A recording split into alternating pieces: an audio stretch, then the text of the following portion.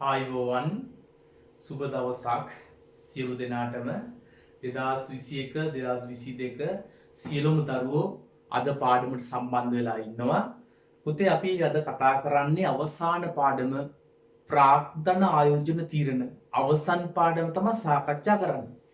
එතකොට ඔයා පළවෙනි පාඩම දෙවෙනි පාඩම තුන්වෙනි පාඩම විදිහට සියලුම පාඩම් ඉගෙනගෙන ඇවිල්ලා තමයි අවසන් පාඩම ඉගෙන ගන්න. නමුත් මම ඔයාලට අද අවසාන පාඩම උගන්වන්න යන්නේ පොඩි අභියෝගයකුත් තියෙනවා මේ පාඩම උගන්වන්න. හේතු තමයි අවසාන පාඩම එකවරටම උගන්වන එක. හරි කොහොමුණත් කමන්නේ මම ඔයාලට ඉතාමත් සරල තැනින් මේ වැඩේ පටන් ගන්නම්. 2006 ඉඳලා ඔයා දැක්ක 2020 දක්වාම මගේ ටියුට් එකේ තියෙන පාස් පේපර් හැම අවුරුද්දම එක්සෑම් එකේ ගාණක් ඇවිල්ලා තියෙනවා. මම හිතනවා මේ පාඩම අවසානයේ සියලුම දරුවන්ට සියලුම පාස් පේපර් ගණන් හදන්න පුළුවන් වෙයි කියලා. ඒ වගේම ඔයා 2021 ලිව්වොත් 2021 එන ගාන 2022 දරුවන 2022 එක්සෑම් එකේ එන ගාන අනිවාර්යයෙන්ම මේ දැම්මම මේ කාලච්ඡේදයේම ඉගෙන ගත්තට පස්සේ හදන්න අදහසක් එයි කියලා මම හිතනවා. හරි එහෙනම් පුතා අපි මුලින්ම පාඩමට ප්‍රවේශයක් දෙමු. ඔයාලට ගිණුම්කරණය ගැන අවබෝධයක් තියෙනවා. නමුත් ගිණුම්කරණයේ අරමුණ මම පොඩ්ඩක් මතක් කරන්නම්. අපි ගිණුම්කරණයේ අරමුණ කියලා කතා කරේ අර ව්‍යාපාරයක් කෙරෙහි මේ ගිණුම්කරණ ඒකකයක් ගැන ඇල්මක් දක්වන පාර්ශ්ව ඉන්නවා කිව්වා. ව්‍යාපාරයක් ගැන හොයලා බලන පාර්ශ්ව ඉන්නවා කිව්වනේ. අයිතිකරුවන් ඉන්නවා කිව්වා. කළමනාකරුවන් ඉන්නවා කිව්වා. තව සේවකයෝ ඉන්නවා කිව්වා. ව්‍යාපාර ගැන හොයලා බලනකොට ගනුදෙනු කරුවන්. තව සැපයුම් කරුවන්. ගොඩක් පාර්ශ්ව ඉන්නවා කිව්වා. මූල්‍ය ආයතන ඉන්නවා. මූල්‍ය ආයතන මෙන්න මෙයාලා ව්‍යාපාරය ගැන හොයලා බලනවා කිව්වා. වෙන්න මේ ඇල්මත් දක්වන පාර්ශ්වයන්ට විවිධ තීරණ ගන්න ඕනේ කිව්වා. තීරණ ගන්න නම් තොරතුරු ඕනේ කිව්වනේ පුතා. තොරතුරු ඕනේ කියලා කිව්වා. තොරතුරු දෙනවා කියලා කිව්වේ ගිණුම්කරණය කියන විශේෂය. ගිණුම්කරණයෙන් තමයි ඇල්මැති පාර්ශ්වයන්ට තීරණ ගන්න අවශ්‍ය තොරතුරු දෙන්නේ. එහෙනම් පුතා ගිණුම්කරණයේ අරමුණ කියලා කිව්වේ ව්‍යාපාරයක් කෙරෙහි එහෙම නැත්නම් ගිණුම්කරණ ඒකකයක් පිළිබඳ උනන්දුවක් දක්වන පාර්ශ්වයන්ට තීරණ ගන්න අවශ්‍ය තොරතුරු සැපීම ගිණුම්කරණයේ මූලික අරමුණ වේ. එහෙමනේ අපි කතා කරේ. ඔයාලට මතකද තව මාතෘකාවක් අපි කතා කරා ගිණුම්කරණයේ ප්‍රභේද කියලා.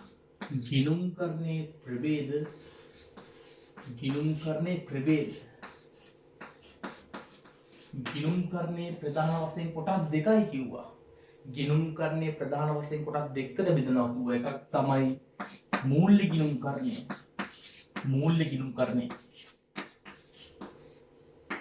දෙවෙනි එක තමයි කළමනාකරණ ගිණුම්කරණය. ගිණුම්කරණයේ ප්‍රධාන වශයෙන් කොටස් දෙකකට බෙදුවා. මූල්‍ය ගිණුම්කරණය සහ කළමනාකරණ ගිණුම්කරණය කියලා. දැන් ඒක අපිට හම්බුනේ මෙන්න මෙතනින් ව්‍යාපාරික ප්‍රධාන තීරණ ගන්න අය ඉන්නවා කිව්වේ අභ්‍යන්තර පාර්ශවයේ අභ්‍යන්තර පරිසරයේ ඉන්නවා කියලා කිව්වේ. ව්‍යාපාරික ප්‍රධාන තීරණ ගන්නේ නැති අය අපි කිව්ව බාහිර පරිසරයේ ඉන්නේ කියලා. බාහිර පාර්ශවයේ කිව්වා. ගිණුම්කරණ පරිසරය කියලා කොටස් දෙකකට බෙදන්නේ නැහැ කිව්වා.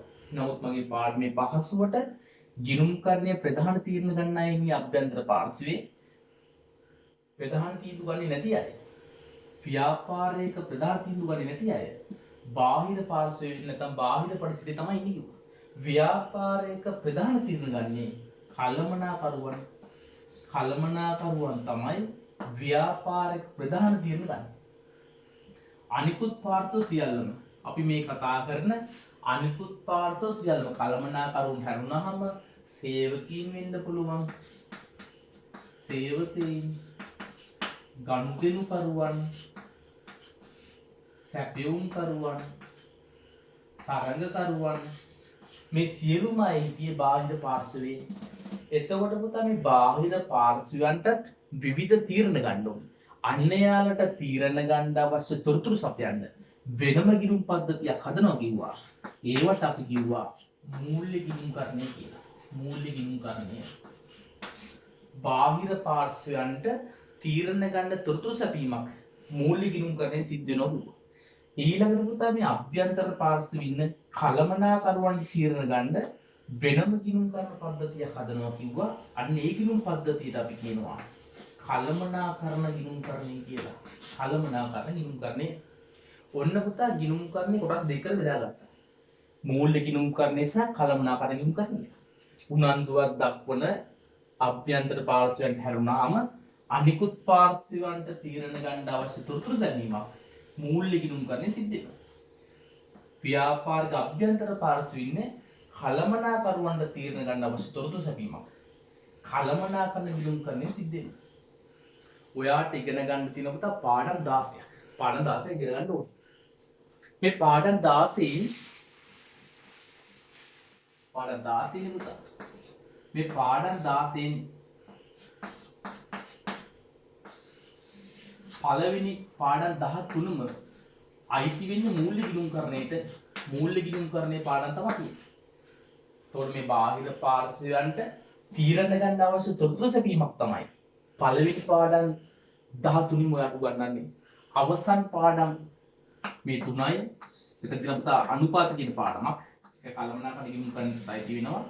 මෙතනින් උගන්වන්නේ කලමනාකරණ ගිණුම් කරණේ. කලමනාකරණ ගිණුම් කරණේ තමයි උගන්වන්නේ. එහෙනම් පුතා ගිණුම් කරණේ ප්‍රධාන වශයෙන් කොටස් දෙකකට බෙදුවා අපි. මූල්‍ය ගිණුම් කරණේ සහ කලමනාකරණ ගිණුම් කරණේ. මේ වෙනකොටත් පුතා 2021 සහ 2022 දරුවෝ සමහර විට පළවෙනි පාඩම් තුන ඉගෙනගෙන නැති 2022 දරුවෝ අනිකුත් දරුවෝ 2021 පාඩම් 10ක් 11ක් ඉගෙනගෙන ඒ සියල්ලමයි තියෙන්නේ මූල්‍ය ගිණුම් කරණයට. මම විශ්වාස කරනවා කිසිදු දරුවෙක් තව වෙනකන් කලමනාකරණ ගිණුම් කරණේ මේ අභ්‍යන්තර පාර්ශ්වයන්ට තීරණ ගන්න අවශ්‍ය තොරතුරු සැපීමක් සිද්ධ වෙන මේ කලමනාකරණ ගිණුම් කරන්නේ කිසිදු පාඩමක් ඉගෙන ගන්න නැහැ කියලා. එහෙනම් පුතා මම දැන් බලාපොරොත්තු වෙන්නේ මෙන්න මේ පාඩම් ටික. කලමනාකරුවන්ට තීරණ ගන්න අවශ්‍ය තොරතුරු සැපීමක් සිද්ධ වෙන කලමනාකරණ ගිණුම් කරන්නේ පාඩමක් තමයි ඔයාලා පටන් ගන්න යන්නේ. එතකොට පුතා 17 වෙනි පාඩමේ තියෙන කලමනාකරණ ගිණුම් කරන්නේ පාඩම නම තමයි කලමනාකරණ ගිණුම් කරන්නේ. 15 වෙනි එකේ තියෙනවා ලාභ පරිමා විශ්ලේෂණය කියලා. ලාභ පරිමා විශ්ලේෂණය අවසන් පාඩම තමයි ප්‍රාර්ථන ආයෝජන තීරණ. ප්‍රාර්ථන ආයෝජන තීරණ. මේ පාඩම් සුදුන තුනින්ම සිද්ධ වෙන්නේ අභ්‍යන්තර පාර්ශවයට එහෙම නැත්නම් කලමනාකරුවන්ට තීරණ ගන්න අවශ්‍ය තොරතුරු සැපීමක් තමයි මේ පාඩම් තුනින්ම සිද්ධ කරන්නේ. එහෙනම් පුතා දැන් ඔයා ඉගෙන ගන්න යන්නේ 16 වෙනි පාඩම ප්‍රාර්ථන ආයෝජන තීරණ කලමනාකරුවන්ට තීරණ ගන්න අවශ්‍ය තොරතුරු සැපීමක් තමයි මේ පාඩමේ සිද්ධ වෙන්නේ. හරි. එහෙනම් පුතා අපි පාඩමට යමු. දැන් පුතා අපි කතා කරනවා කියලා කිව්වේ 16 වෙනි පාඩම ප්‍රාර්ථන ආයෝජන තීරණ කලමනාකරුවන්ගේ තීරණ ගන්න අවශ්‍ය තොරතුරු සැපීමක් තමයි මෙන්න මේ පාඩමෙන් වෙන්නේ. දැන් පුතා කලමනාකරුවන් විවිධ තීරණ ගන්නවා. දැන් බලන්නක පුතා ඔයාගේ ජීවිතෙත් ඔයත් විවිධ තීරණ ගන්නවනේ. ඔයත් තීරණ ගන්න. මොනවා පුතා ගන්න තීරණ? දැන් ඔයා හිතන්න මම ටවුමට ගියපු වෙලාවේ බනිස් ගෙඩියක් ගන්නවා. බනිස් ගෙඩියක් ගන්නවා කන්න. මට බඩගින්නක් ආවා. මම බනිස් ගෙඩියක් ගත්තා. ඒක මං ඒ වෙලාවේ තීරණ කරපු දෙයක්. දැන් මට තව හිතෙන්න පුළුවන් ෂර්ට් එකක් ගන්න. මොන මම දකින්න ෂර්ට් එකක් මම ඒ ෂර්ට් එක මිලදී ගන්නවා. ඒක මම ගන්න තීරණයක්. ඒව පුතා ජීවිතේ ගමන ලබන තීරණ. ඒ වගේම ඔයත් ජීවිතේ විවිධ තීරණ ගන්න ඇති. ඔයා කල්පනා කරලා බලන්න පුතා. ඔන්න මම ගත්තා කිව්ව එකක් තමයි බනිස් ගෙඩියක් මිලදී ගත්තා කිව්වා. බනිස් ගෙඩියක් ගත්තා කියලා කිව්වනේ. ඒක මගේ එක තීරණයක්. ඒ වගේම පුතා මේ ෂර්ට් එකක් මිලදී ගත්තා කිව්වා. ඒක මම ගත්ත තීරණයක්. තව පුතා මම කාර් එකක් මිලදී ගත්තා. කාර් එකක් ගත්තා. දැන් ඒක පුතා මම ගත්ත තීරණයක් එකක්. ඒ වගේම පුතා මම හිතුවා ගෙයක් හදන්න ඕනි කියලා. ඔන්න පුතා මම ගෙයක් හැදුවා. ඒක මම ගත්ත තීරණයක්. ඒ වගේම පුතා මං හිතුවා දැන් මට අවුරුදු 23ක් 24ක් වෙනවා. දැන් මම කසාදයක් වැඳ ගන්න ඕනි කියලා. ඔන්න පුතා මම විවාහ වෙනවා. ඒක ඔන්න මං ගත්ත තව තීන්දුවක්. එහෙනම් පුතා මගේ ජීවිතේ මං ගත්ත තීරණ ගොඩක් තියෙනවා. ඒ වගේම පුතා ඔයාටත් ඔයාගේ ජීවිතේ ගත්ත තීරණ ගොඩක් ඇති. විශාල තීරණ ප්‍රමාණයක් ගන්න ඇති. සමහර විට පුතා පොඩි තීරණයක් ගත්තා. දැන් ඔයා උදේට වහිනවා නම් ඔයා හිතන්න පුළුවන් අද මම මූණ හොදන්නේ. ඒකත් පුතා තීරණයක්. ගොඩක් වෙලාවට ඔයා හිතනවා මම නාන්නේ අද. ඒක ඔයාගේ ජීවිතේ ගන්න තීරණ. වෙන මේ තීරණ වල පුතා ස්වභාවයේ පොඩි පොඩි වෙනස්කම් තියෙනවා. ඔයා හිතන්න මං ගත්ත බනිස් ගෙඩිය මම ටිකක් කනකොට මේක ඇතුලේ පුතා අපි තුමු සතෙක් ඉන්නවා කියලා අපි තුමු පණුවෙක් නැත්නම් කැරපොත්තෙක් ඉන්නවා. දැන් පුතා මට මේක කන්න බෑ. මම මේක අල්ලලා විසි කරලා දානවා. මම වැඩි හිතන්නේ මම විසි කරලා දානවා පුතා. මම මේ ෂර්ට් එක ගත්තා. ටික කාලයක් ඇඳා. දැන් මේක මට මදි වගේ. මට පුළුවන් පුතා මේක අයින් කරලා දාන්න. ජීවිතේ පුතා සමහර තීන්දුව ඉක්මනින්ම වෙනස් කරන්න පුළුවන්. හරිම පහසුයි. හරිම ලේසි වෙනස් කරන්න පුළුවන්. ඔයාගේ ජීවිතෙත් ඒ විදිහට දැන් ඔයා හිතන්න ඔයා මූණ හොදන්නේ නැහැ කියලා හිතුවොත්. නමුත් යාළුවෙක් කෙනා කිව්වා දැන් ඔයාට සිද්ධ වෙනවා නෑ හරියන්නේ නෑනේ. මම මූණ හොද ගන්න ඕනේ. ඔයා එහෙම හිතනවා. තීරණේ ඉක්මනින් වෙනස් කරන්න පුළුවන්. දැන් ඔයා හිතන්න මං කාර් එකක් මිලදී ගත්තා කිව්වනේ. දැන් පුතා මම ගත්තේ කාර් එක. මම මේක අරගෙන එනවා. දැන් දවස් දෙකක් තුනක් ගිහිල්ලා මට හිතෙනවා මේ කාර් එක වැඩක් නෑ කියලා. මම මේක අල්ලලා විසි කරයි පුතා. අල්ලලා විසි කරයි. දැන් ඔන්න පුතා ඒ වගේ තීරණ එකපාරට වෙනස් කරන්න බෑ. මම හැදුවා කිව්වනේ පුතා ගයක් හැදුවා කිව්වනේ. මම හැදුවා ගයක්. දැන් මේකේ මොඩල් එක මට මැච් වෙන්නේ. මම හෙට උදේට පුතා මේක අල්ලලා විසි කරන්නේ නෑනේ. ඒකේ තීන්දුව ගන්න ලේසි නෑ. මම විවාහ වුණා කිව්වනේ පුතා. දැන් මට මේක මැච් වෙන්නේ නෑ කියලා හිතනවා. මම හෙට උදේට මේක ඉවත් කරන්න පුළුවන්ද? එහෙනම් පුතා ඒ වගේ තීන්දුවක් ගන්න එක ලේසි නෑ. ඒ නිසා පුතා ජීවිතේ ගෞරවවට තීරණක් සමහර තීරණ ටික බැරෑරුම් හිතලා මතලා ගන්න ඕනෙව තියෙනවා. සමහර තීරණ තියෙනවා එච්චර මේක බලපෑමක් නෑ. අපිට ලොකු බලපෑමක් නෑ. ඒක ඉතින් වෙනස් කරා කියලා එච්චර ගැටලුවක් නොවන තීරණ තියෙනවා. ඒ විදිහට පුතා කලමනාකරුවොත් විවිධ තීන්දුව ගන්න පුළුවන්. කලමනාකරුවොත් ව්‍යාපාරයේ විවිධ තීරණ ගන්නවා. එයා හිතන්න පුළුවන් ව්‍යාපාරයේ භාණ්ඩයක් තියෙනවා. මේ භාණ්ඩේ මෙච්චර කල් තිබුණේ රුපියල් 100ට. මේක රුපියල් 110ට විකුණන්න ඕනේ කියලා එයා තීන්දුව කරනවා. තීරණය ගන්න. මේකේ ටිකල තීන්දුවක්. එයාට ඒක උනා පහුදා වෙනස් කරන්න පුළුවන්. ව්‍යාපාරේ ගබඩාව මත. තව ගබඩාවක් හදන්න එයා තීන්දුව කරනවා. ඒක පුතා දිගු කාල තීන්දුවක්. ඒක ලේසි නෑ. මොකද ඒ ගත තීන්දුව මකට යනකොට ඒක දවසින් දෙකකින් වෙනස් කරන්න බෑ. ව්‍යාපාරයට මොටපයක් මිලදී ගන්නවා. ඒකත් පුතා දවසින් දෙකකින් වෙනස් කරන්න පුළුවන් තීන්දුවක් නෙමෙයි. ඒ නිසා කලමනාකරුවන් ගනු ලබන තීරණය අපි ප්‍රධාන වශයෙන් කොටස් දෙකකට බෙදනවා. කලමනාකරුවන් ගන්න තීරණ අපි ප්‍රධාන වශයෙන් කොටස් දෙකකට බෙදනවා. එකක් තමයි කෙටි කාලීන තීරණ සහ කලමනාකරු ගන්නවා දිගු කාලීන තීරණ කියලා කොටස් දෙකකට බෙදා ගන්නවා. අපේ පහසුවට කලමනාකරුවන් ගනු ලබන තීරණ අපි ප්‍රධාන වශයෙන් කොටස් දෙකකට බෙදනවා. කෙටි කාලීන තීරණ සහ දිගු කාලීන තීරණ කියලා. එහෙනම් පුතා කෙටි කාලීන තීරණ ගන්න අවශ්‍ය තොරතුරු සැපීමක් අපි 15 වෙනි පාඩමෙන් ඔයාලට උගන්වනවා. ලාභ පරිමා විශ්ලේෂණය කියලා. කලමනාකරුවන් ගනු ලබන දිගු කාලීන තීරණ ගන්න අවශ්‍ය තොරතුරු සැපීමක් අපි 16 වෙනි පාඩමෙන් ප්‍රාග්ධන ආයෝජන තීරණ කියන මේ පාඩමෙන් ගන්නවා. එහෙනම් පුතා 14 වෙනි පාඩමෙන් කතා කරන්නේ කලමනාකරණ ගිණුම් කරන්නේ ගැන. 15 වෙනි පාඩමෙන් අපි ගන්නවා කලමනාකරුවන් ගනු ලබන කෙටි කාලීන තීරණ ගන්න අවශ්‍ය තොරතුරු සැපීමක්. 15 වෙනි පාඩමෙන් ගන්නවා කලමනාකරුවන්ට දිගු කාලීන තීරණ ගන්න අවශ්‍ය තොරතුරු සැපීමක්. 16 වෙනි පාඩම ප්‍රාග්ධන ආයෝජන තීරණ කියන පාඩමෙන් ගන්නන්න යන්නේ. කලමනාකරුවන් ගනු ලබන තීරණ ප්‍රධාන වශයෙන් කොටස් දෙකකට බෙදනවා කිව්වා. එකක් තමයි කෙටි කාලීන තීරණ. අනිත් එක තමයි දිගු කාලීන තීරණ. කලමනාකරුවන් කෙටි කාලයක් තුල එයාගේ ලාභය වැඩි කරගන්න විවිධ තීරණ ගන්න පුළුවන්. ඔයා හිතන්න ව්‍යාපාරිකයෙක් වට්ටක්ක විකුණනවා කියලා. මේ වට්ටක්ක කිලෝ එකක් රුපියල් 50කට විකුණන්නේ. මෙයා මේ වට්ටක්ක කිලෝ එකක් රුපියල් 60 දක්වා වැඩි කරන්න පුළුවන්. එයාගේ භාණ්ඩවල විකුණුම් වටිනාකම වැඩි කරන්න පුළුවන්. එයා පුතා ලබන සතියේ මේ වට්ටක කිලෝ එක 60 පාට විකුණන්නත් පුළුවන්. මිල ගණන් එයා විටින් විට වෙනස් කරනවා. එයා ගනු ලබන කෙටි කාලීන තීරණයක්.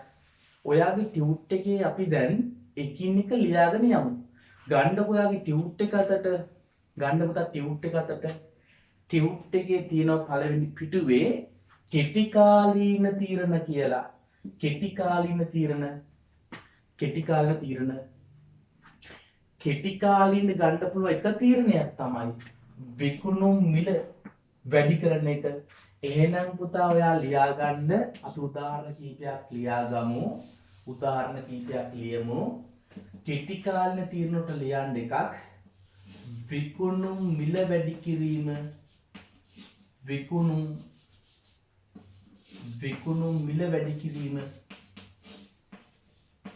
විකුණුම් මිල වැඩි කිරීම ලියන්න එකක් විකුණුම් මිල වැඩි කිරීම බලන්නකො පුතා ව්‍යාපාරිකයෙක් අලෙවි කරනවා දවසකට පාන්ගිඩි 10ක්. එයා හැමදාම පාන්ගිඩි 10ක් මිලදී අරගන්නවා. හැමදාම වගේ පාන් සියල්ලම විකින්නවා. මෙයා හිතනවා මෙයාගේ ලාභය වැඩි කරගන්න ඕනේ කියලා හිතලා අනිත් දවසේ පාන්ගිඩි 15ක් මිලදී ගන්න පුළුවන්. මෙයාගේ විකුණුම් ප්‍රමාණය වැඩි කරන්න ඕනේ කියලා. තීන්දුවක් ගන්නවා. සමහරට මේ පාන්ගිඩි 15ක් විකුණුනොත් අනිත් දවසේ ආ තීන්දුව කරන්න පුළුවන් පාන්ගිඩි 18ක් මිලදී ගන්න ඕනේ කියලා. එළම මේ විකුණුම් ප්‍රමාණය වැඩි කරන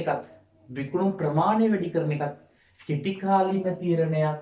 එහෙනම් පුතා ලියා ගන්න කෙටි කාලීන තීරණ වලට තව උදාහරණයක් විකුණුම් ප්‍රමාණය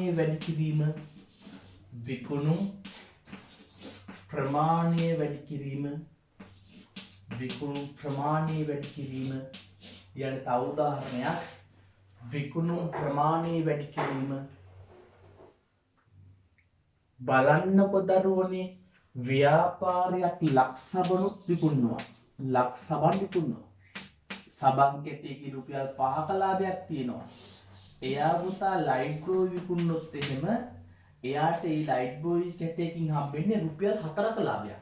මෙයා හිතනවා වැඩිපුර ලක්සබන් කැට විකුණනොත් එයාට වැඩිපුර ලාභයක් ගන්න පුළුවන්.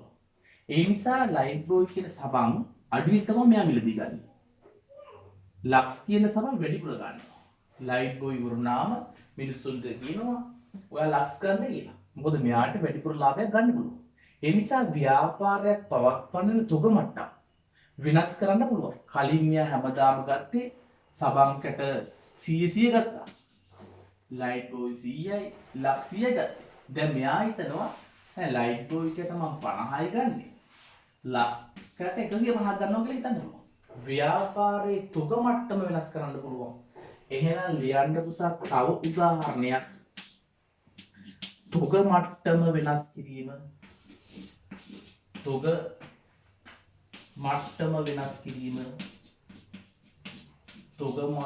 වෙනස් කිරීම. කළමනාකරුවන් ගනු ලබන කෙටි කාලීන තීරණයක් තමයි තුග මට්ටම වෙනස් කරන එක.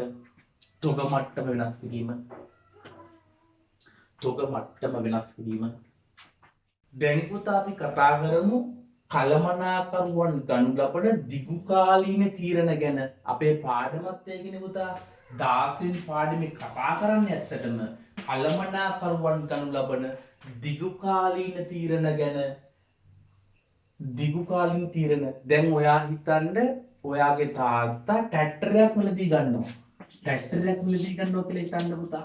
ට්‍රැක්ටරයක් මිලදී ගන්නවා. මේ ට්‍රැක්ටරේ පාවිච්චි කරලා අනාගත වර්ෂ ගණනාවක ප්‍රතිලාභ ලබන්න පුළුවන්. තාත්තා මේ ට්‍රැක්ටරෙන් අවුරුදු ගාණක් කාලා හම්බ කරගන්නවා. ආදායමක් උපය ගන්නවා. ඔයාලගේ තාත්තා ලොරියක් මිලදී ගන්නවා. ඩීමෝ බට් එකක් මිලදී ගන්න පුළුවන්. මේ ඩීමෝ බට් එක පාවිච්චි කරලා වර්ෂ ගණනාවක ප්‍රතිලාභ ලබන්න පුළුවන්. ඒක දිගු කාලින තීරණයක්. දිගු කාලින තීරණයක් කියලා කිව්වෙ එතකොට වර්ෂ ගණනාවක ප්‍රතිලාභ අපේක්ෂාවෙන් දිගු කාලීන ප්‍රතිලාභ අපේක්ෂාවෙන් ව්‍යාපාරයේ අරමුදල් යොදවනට අපි කියනවා දිගුකාලීන තීරණයක් කියලා අපි ලියාගමු මේකත් වාක්‍යයකින් බලන්න වාගේ ටියුට් එකේ පල්ලෙහාට මාතෘකාවක් තියෙනවා දිගුකාලීන තීරණ කියලා. දිගුකාලීන තීරණ එතනින් ඔයා මෙන්න මෙහෙම ලියන්න ඉදිරි වර්ෂ ගණනාවක් පුරා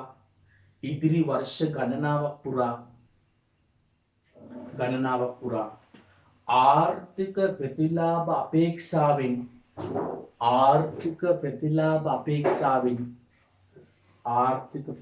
අපේක්ෂාවෙන් ව්‍යාපාරයේ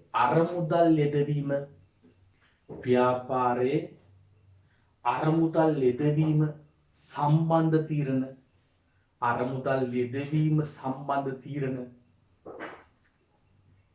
දිගුකාලීන තීරණ ලෙස හැඳින්වේ.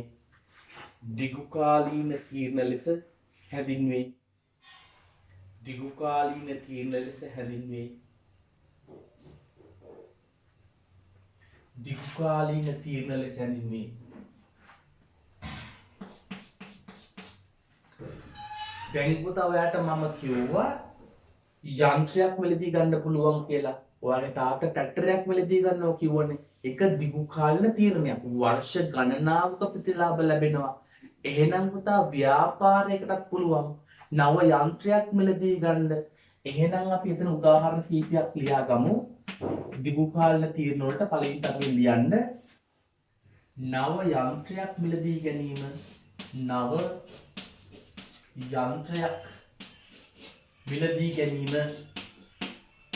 නව යන්ත්‍රයක් මිලදී ගැනීම. එක දිගුකාලීන තීරණයක්. උදාහරණයක් ලියන්න නව යන්ත්‍රයක් මිලදී ගැනීම. ඒ වගේම පුළුවන් ව්‍යාපාරයේ තියෙන ගොඩනැගිලි කීපයක්. මෙයාට නව ගොඩනැගිල්ලක් හදන්න ඕන කියලා හිතන්න පුළුවන්. සිංගරායතන හිතනවා තව තැනක තව ගොඩනැගිල්ලක් හදන්න ඕන කියලා.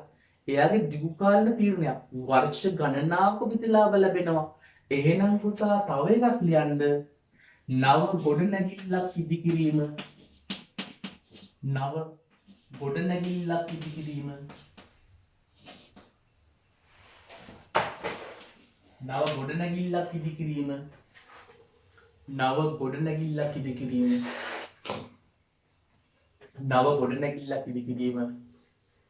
බලන්නකො දරුවනේ ව්‍යාපාරයක් සියලුම ගනුදෙනු සටහන් කරන්න අතින් කරන්න. නමුත් මෙයාට මේකට සිස්ටම් එකක් දානවා. පරිගණක වලින් සියල්ලම සිද්ධ කරන්න යන්නේ. ගනුදෙනු සටහන් කරන ඒවා, තොග මට්ටම් පවත්වන යන ඒවා සියල්ලම පරිගණකගත කරන්න යන්නේ. එයා අපි හිතමු ඔයාට පුළුවන් සබන් ගෙනාවට පස්සේ සබන් කැට 100යි කියලා පරිගණක දෙන්න. විකුණනකොට මේවා සටහන් වෙනවා. සබන් කැට අඩු වෙද්දි. සබන් කැට 20 දක්වා අඩු වෙනකොට මම මෙසේජ් එකක් එනවා. ඔයාගේ සබන් කැට ඉවර වෙන්න යන්නේ. නව සබන් කැටියක් මිලදී ගන්න කියලා. අන්න ඒ වගේ සියල්ලම පරිගණකගත කරොත් ඒ සඳහා විශාල මුදලක් දරන්න ඕනේ. හැබැයි මේ පරිගණක පද්ධති පාවිච්චි කරලා වර්ෂ ගණනාවක් පුරා මෙයාට ප්‍රතිලාභ ලබන්න පුළුවන්. එහෙනම් දරුවනේ තව තරුවක් දාලා අපි ලියාගමු.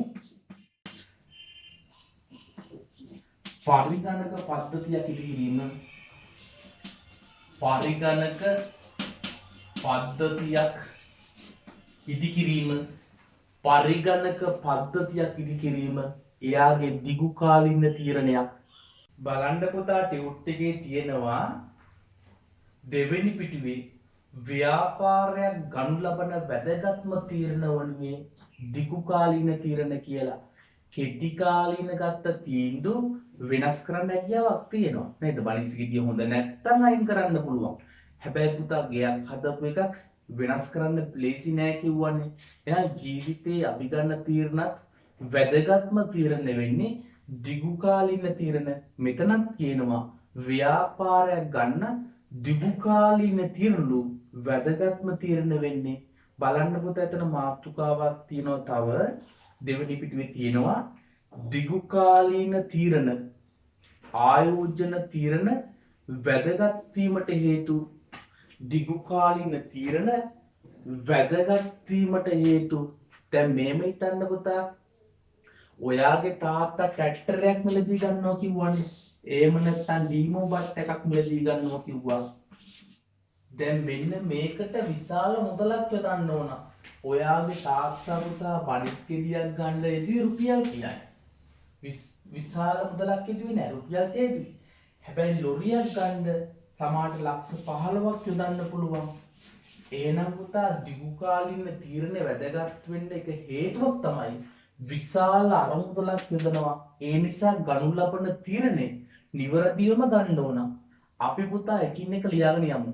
ඔයා ලියන්න ඔයාගේ ටියුට් එකේ දෙවෙනි පිටුවේ තියෙනවා දිගු කාලින තීරණ වැදගත් වීමට හේතු කියලා. එතන ලියන පළවෙනි තරුවෙන් ආයෝජනයේට විශාල මුදලක් යෙදීමට සිදුවීම ආයෝජනයේට විශාල මුදලක් යෙදීමට සිදුවීම ආයෝජනයේට විශාල මුදලක් යෙදීමට සිදුවීම හරි මෙහෙම හිතන්න පුතා දැන් ඔයාගේ තාත්තා ගොයන් කපන මැෂින් එකක් ගෙනාවා මේ මැෂින් එක පාවිච්චි කරලා ගොයන් කපනවා ගොයන් කපලා ඒවා උර වලට අපි ගන්නවා දැන් පුතා මේ තාක්ෂණ වෙනස් වුණා දැන් එනවා මැෂින් එකක් ගොයන් කපාගෙන ගියාට පස්සේ ගොයනුත් කැපිලා වී තැම්බිලා වී කෙටිලා හාල් බවට පත් වෙලා හාල් උර තමයි එන්නේ තාක්ෂණය වෙනස් වෙනවා ඔයා හිතුවනම් මේ යන්ත්‍රය අවුරුදු 10ක් තිස්සේමට ආදායම් එයි කියලා අපිට එහෙම හිතන්න බෑ. නව තාක්ෂණي ආපු ගමන්ම මේ යන්ත්‍රයේ වටිනාකම තියලා යනවා. එහෙනම් පුතා විශාල කාලයක් සඳහා අපි යොදන ආයෝජනීය අවදානමක් තියෙනවා. එහෙනම් ඔයා තව තරුණිය ලියන්න දිගු කාලන තියෙන වැදගත් වීමට තව හේතුවක් තමයි ආයෝජනීය අවදානමක් පැවතීම. ආයෝජනයේ අවදානමක් පැවතීම ආයෝජනීය අවදානමක් පැවතීම ආයෝජනයේ අවදානමක් පැවතීම ආයෝජන අවදානමක් පැවතීම හරි බලන්නකො දරුවනේ දැන් ඔයාගේ මෙන්න මේ ගොයන් කපන මැෂින් එක වෙනස් කරන්න ඕනේ අවුරුද්දක් දෙකක් ගියා මට බෑ මේක අලුත් එකක් ගන්න ඕනේ ලේසියිද මේක වෙනස් කරන්න දැන් පුතා මම කසාද බැලලා කිව්වනේ දැන් පුතා මට මේක අයින් කරගන්න ඕන වෙලා තියෙනවා නම් තීන්දුව වෙනස් කරන්න ඕන නම් මට මේ තීන්දුව ගන්න ලේසි නෑ මේ තීන්දුව ගන්න ලේසි නෑ එහෙනම් පුතා ඔයා පාවිච්චි කරපු අවුරුද්දක් පාවිච්චි කරපු මේ ගොයන් කපන මැෂින් එක වෙනස් කරන්න ලේසි නෑ මේක මෙහෙම් පිටින්ම දීලා වෙන අලුත් එකක් ගන්න බෑ එහෙනම් ගනු ලැබූ තීරණේ වෙනස් කිරීමට පහසු නොවීම දිගු කාලීන තීරණයක තව ලක්ෂණයක් තමයි ගනු ලැබූ තීරණය වෙනස් කිරීම පහසු නොවීම ලියන්න ඔයා තව එකක් ගනු ලැබූ තීරණය වෙනස් කිරීම පහසු නොවීම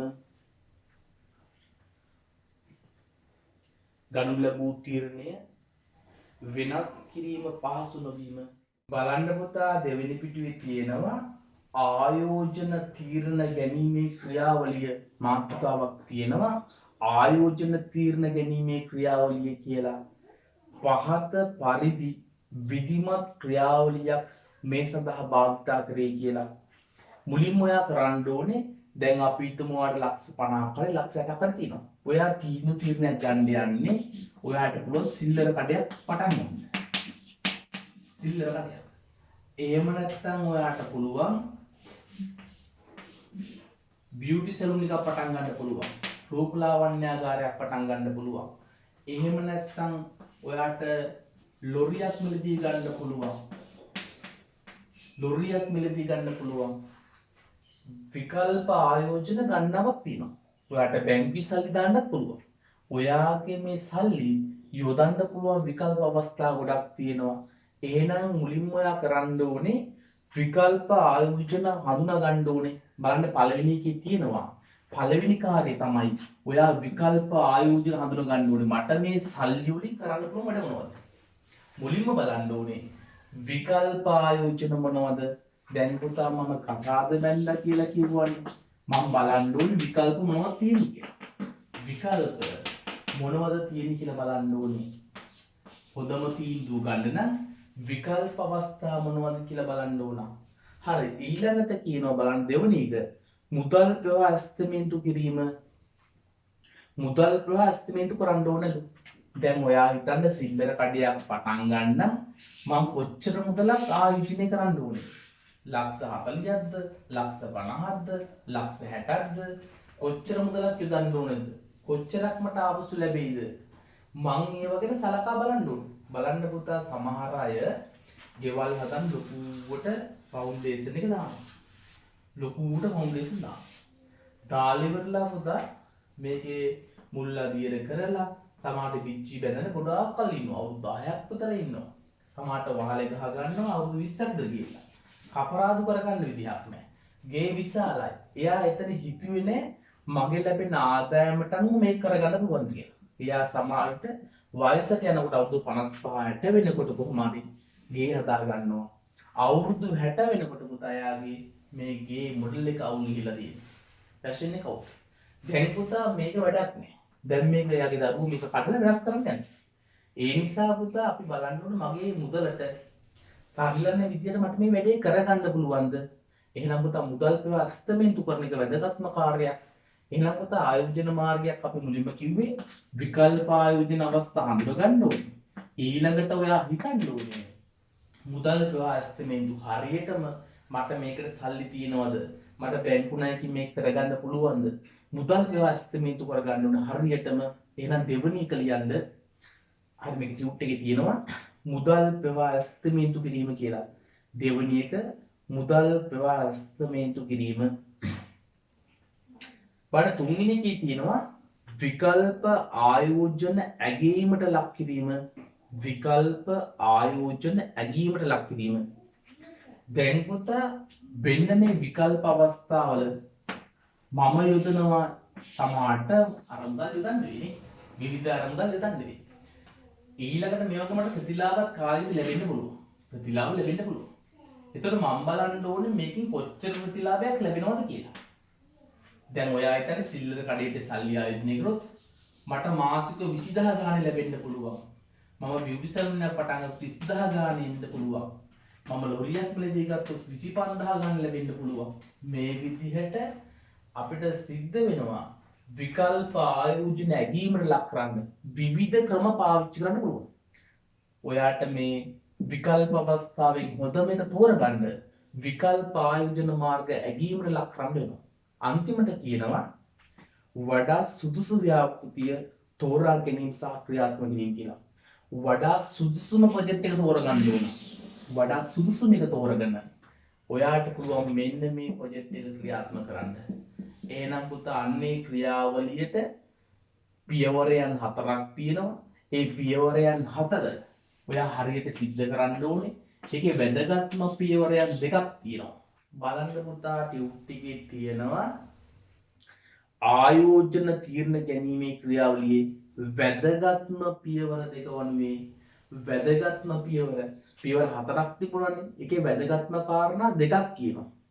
මම අර උඩින් දීලා තියෙන ආයෝජන තීරණ ක්‍රියාවලියේ ක්‍රියාවලිය 4න් තද කළු වගුරෙන් තියෙන්නේ බලන්න පුතා දෙවෙනි එක මුදල් ප්‍රවාහ අස්තමේන්තු කිරීම වැදගත්ම කාර්යයක්.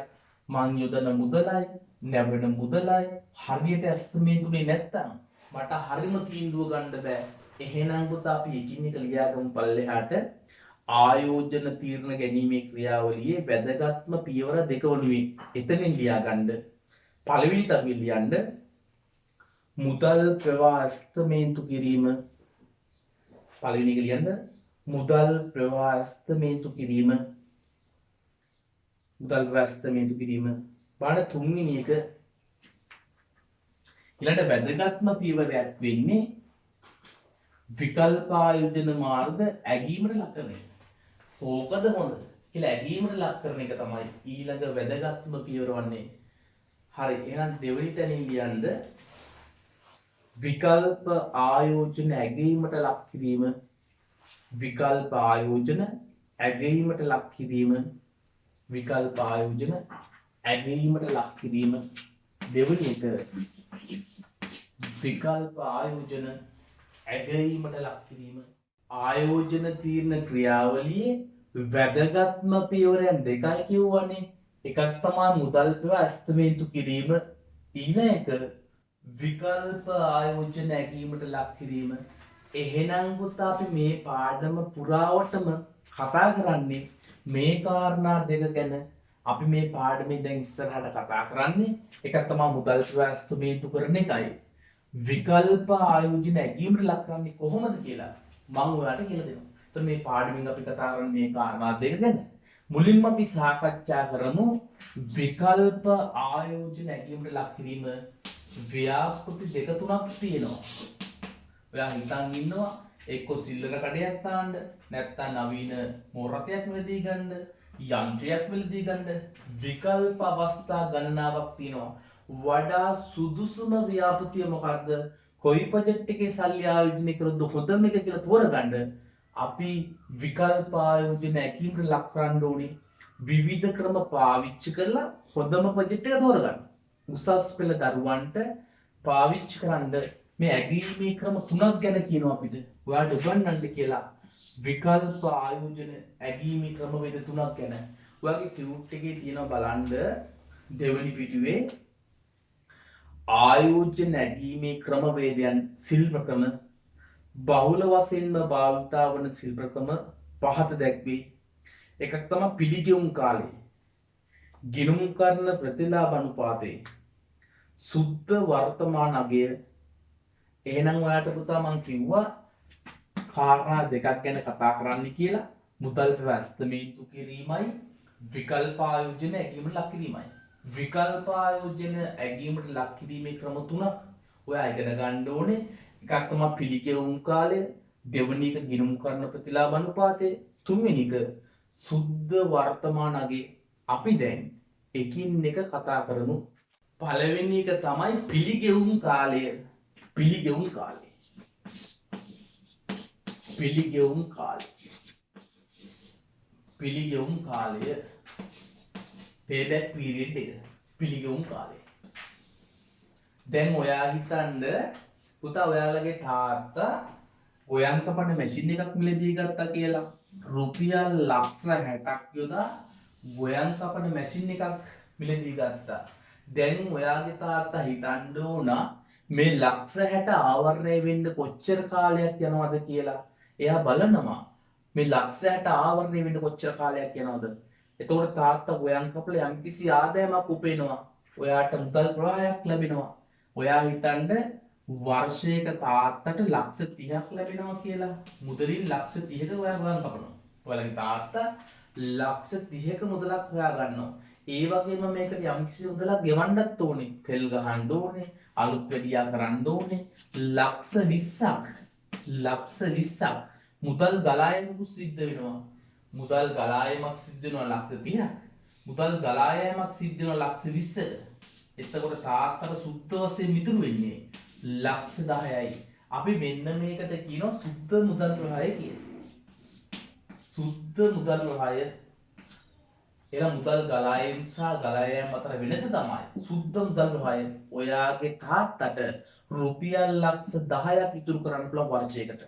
දැන් ඔයාගේ තාත්තා බලනවා මේ ලක්ෂ 60 ආවරණය කරගන්න කොච්චර කාලයක් යනවද කියලා. බලන්න පුතා එක අවුරුද්දට ලක්ෂ 10ක් ඉතුරු කරන්න පුළුවන්. ඊළඟ අවුරුද්දේ ලක්ෂ 10ක් ඉතුරු කරන්න පුළුවන්. එතකොට ලක්ෂ 20යි. තුන්වෙනි අවුරුද්දේ තව ලක්ෂ 10ක් ඉතුරු කරන්න පුළුවන්. එතකොට ලක්ෂ 30යි. හතරවෙනි අවුරුද්දේ තව ලක්ෂ 10ක් ලැබෙනවා. ලක්ෂ 40යි. මේ විදියට යනකොට අවුරුදු 6ක් යනකොට තාත්තට ලක්ෂ 60 හොයාගන්න පුළුවන්.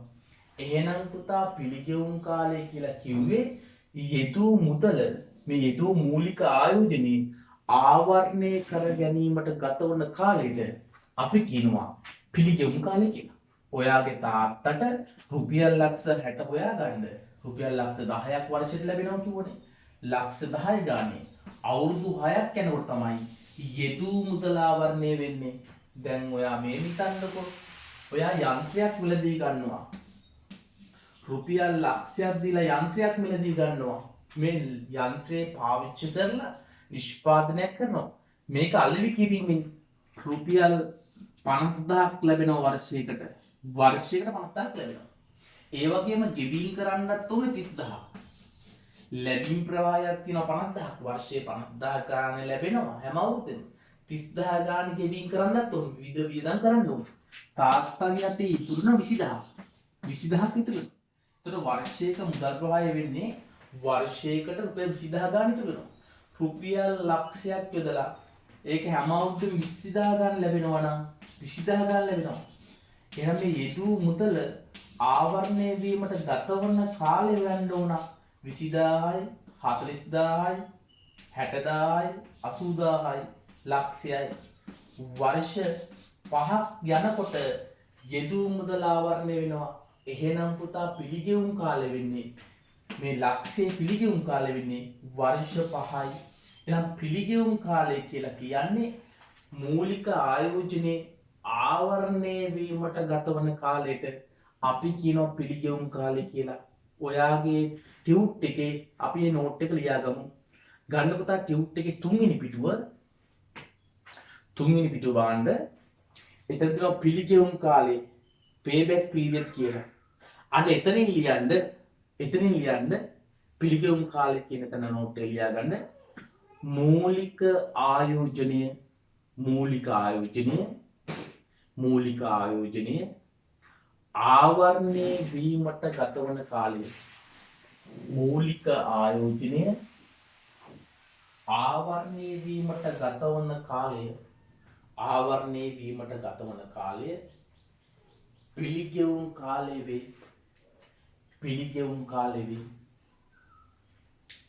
කාලය වේ.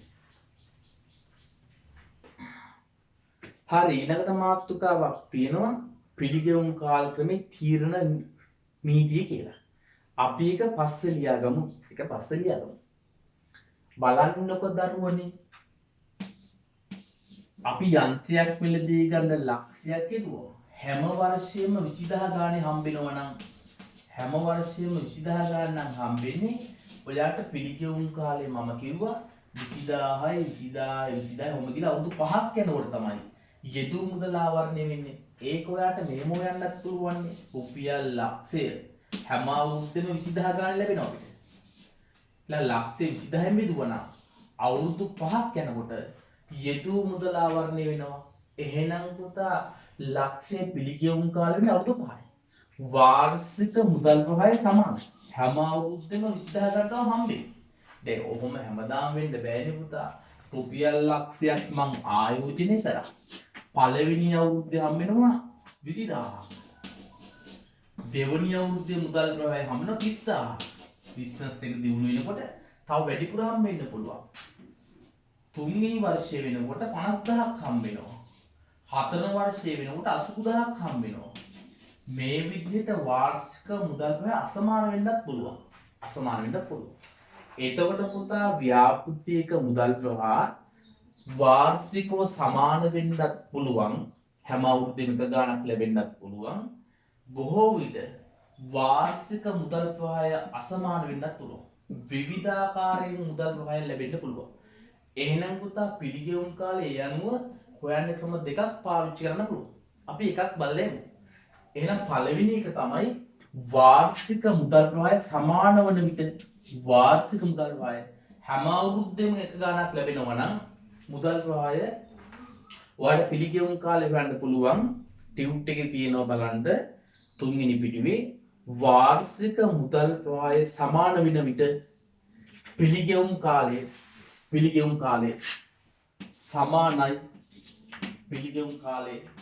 සමානයි. එතන වට ලියන්න පුළුවන් අපි මේ මූලික ආයෝජනයේ වාර්ෂික සුද්ධ මුදල් ප්‍රවාහයෙන් බෙදුවා නම් කොච්චර කාලයක් යනවද කියලා හොයාගත්තා. මම ලක්ෂයක් ආයෝජනය කරා. හැම අවුරුද්දෙම 20000 ගානේ හම්බෙන්නේ. එහෙනම් 20000න් බෙදුවා නම් පිළිගෙවුම් කාලේ හොයන්න පුළුවන්. එහෙනම් ඔයා සමීකරණය ලියන්න පුළුවන් මූලික ආයෝජනය බෙදන්න වාර්ෂික සුද්ධ මුදල් ප්‍රවාහයෙන්.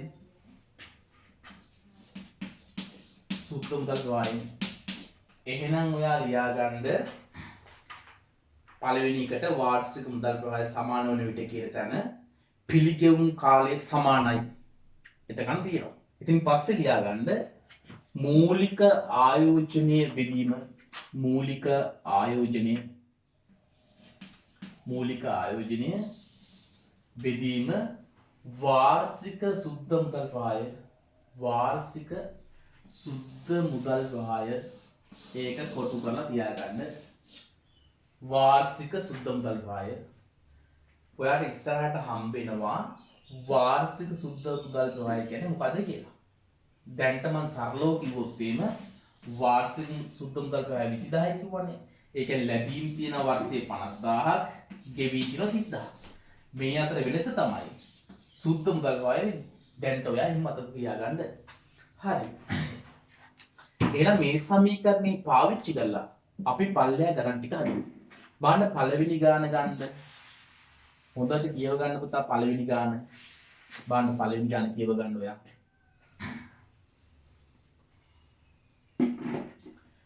ලිතුමි සමාගම රුපියල් ලක්ෂ 2ක් වැය කර යන්ත්‍රයක් මිලදීගෙන සෑම වර්ෂයකදීම රුපියල් 10000 බැගින් වාර්ෂික සුද්ධ මුදල් ව්‍යයයක් අපේක්ෂා කරයි. පිළිගෙවුම් කාලය ගන්න කරනලු ලිතුමි ලක්ෂ 2ක යන්ත්‍රයක් ගන්නවා. හැම අවුරුද්දම 10000 ගානේ හම්බෙනවා. පිළිගෙවුම් කාලය ගන්න කියනවා. හරි. අපි එතන සමීකරණේ ලියලා හොයමු. හරි. එතන ඉර තියලා තියෙනවනේ. ඔයා සමීකරණ ලියන්න එහෙනම් පිළිගෙවුම් කාලය සමානයි. සමීකරණ ලියන්න. පිළිගෙවුම් කාලය සමානයි.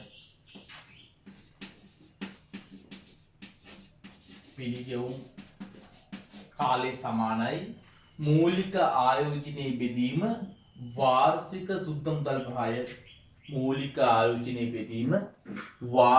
සුද්ධ මුදල් වහය. ලිතුමි ලක්ෂ 2ක් යොදා එයාගේ මූලික ආයෝජනය තමයි ලක්ෂ 2ක් යොදනවලු. හැම අවුරුද්දෙම එයා 10000 ගානේ ලැබෙයි කියලා බලාපොරොත්තු වෙනවා. හැම වර්ෂයකම 10000 ගානේ සුද්ධ මුදල් වහයක් එනවලු. ඔයාට හොයන්න කියනවා පිළිගෙවුම් කාලය.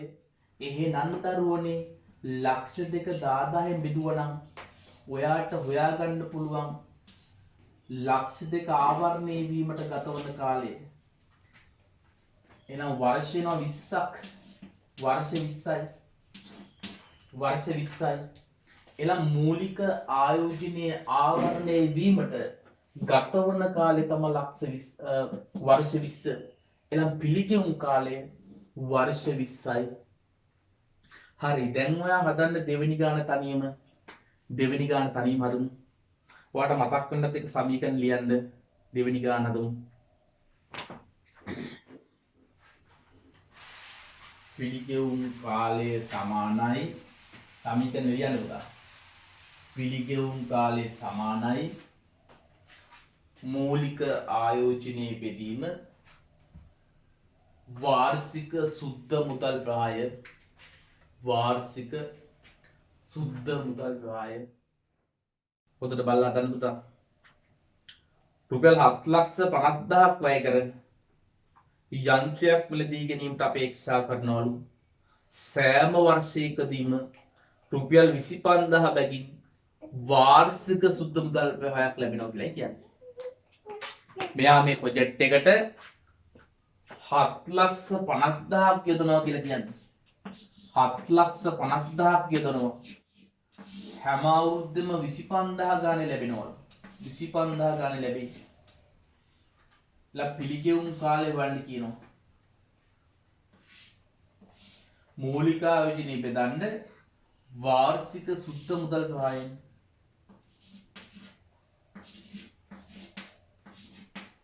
වර්ෂ 30යි. පිළිගෙවුම් කාලය වර්ෂ 30ක් වෙනවා. හරි. දැන් හදන්න පුතා තුන්වෙනි ගාන ඔයා. තුන්වෙනි ගාන හදන්න. ලක්ෂ සමාගම හදන්න.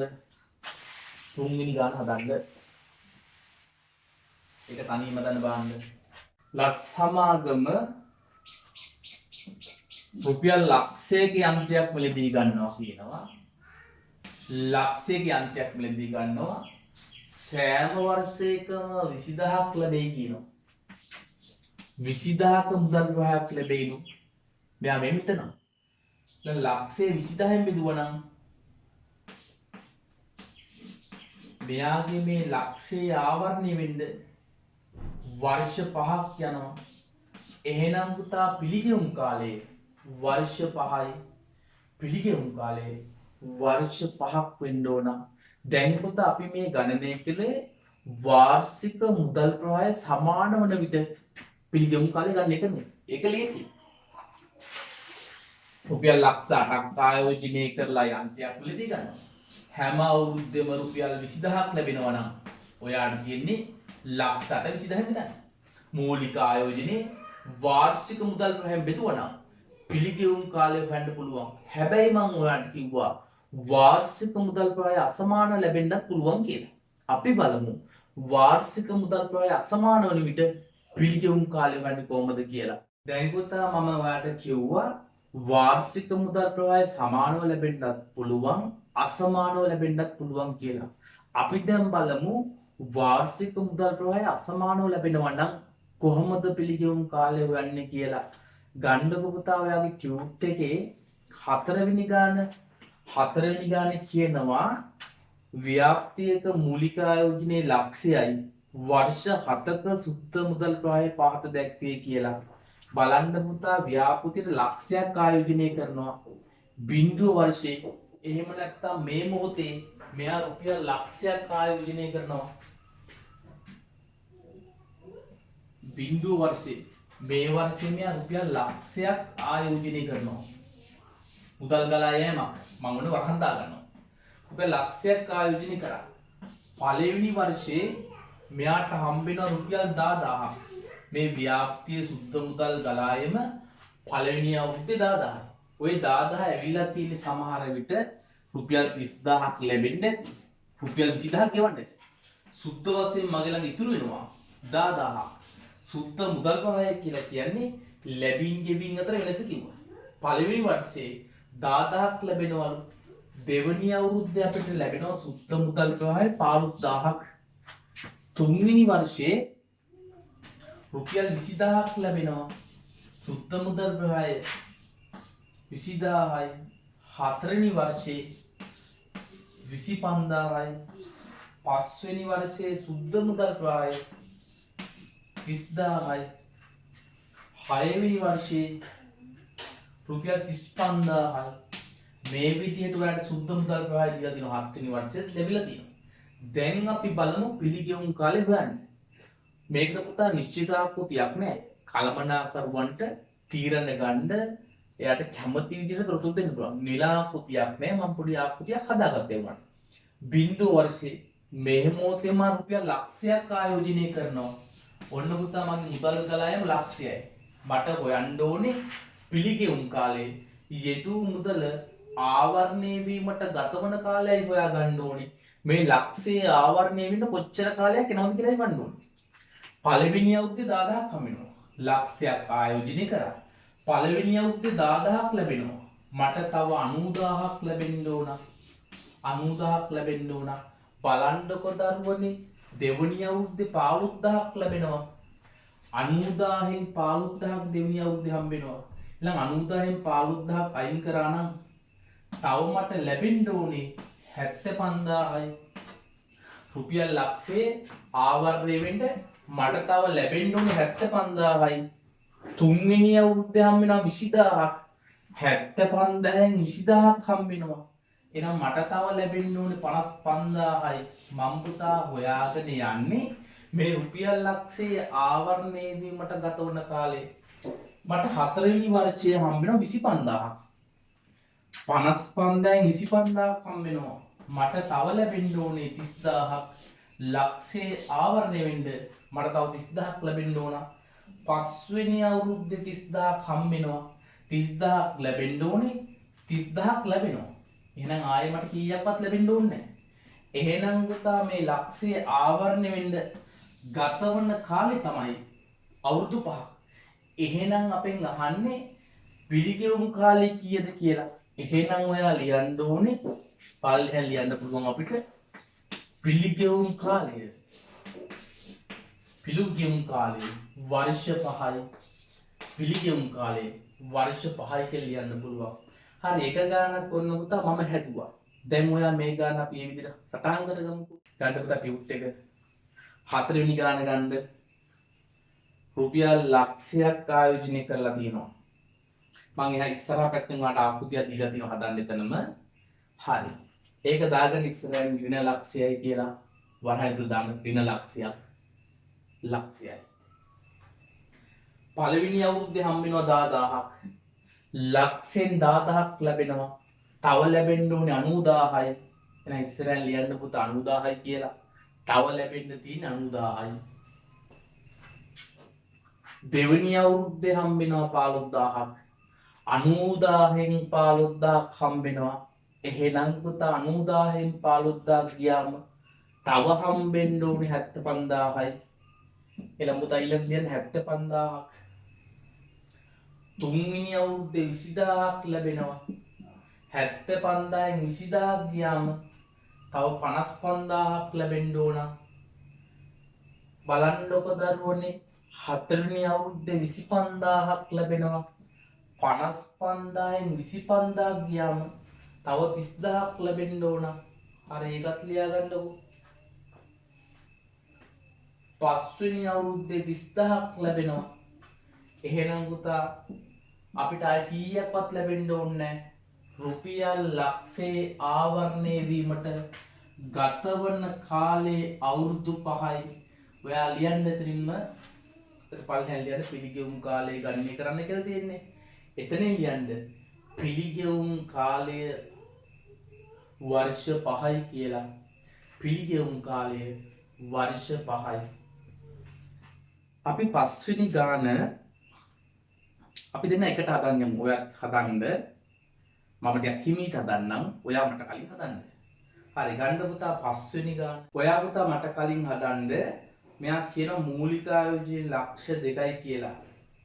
වර්ෂ 6ක සුද්ධ මුදල් ප්‍රවාහය පහත වෙයි.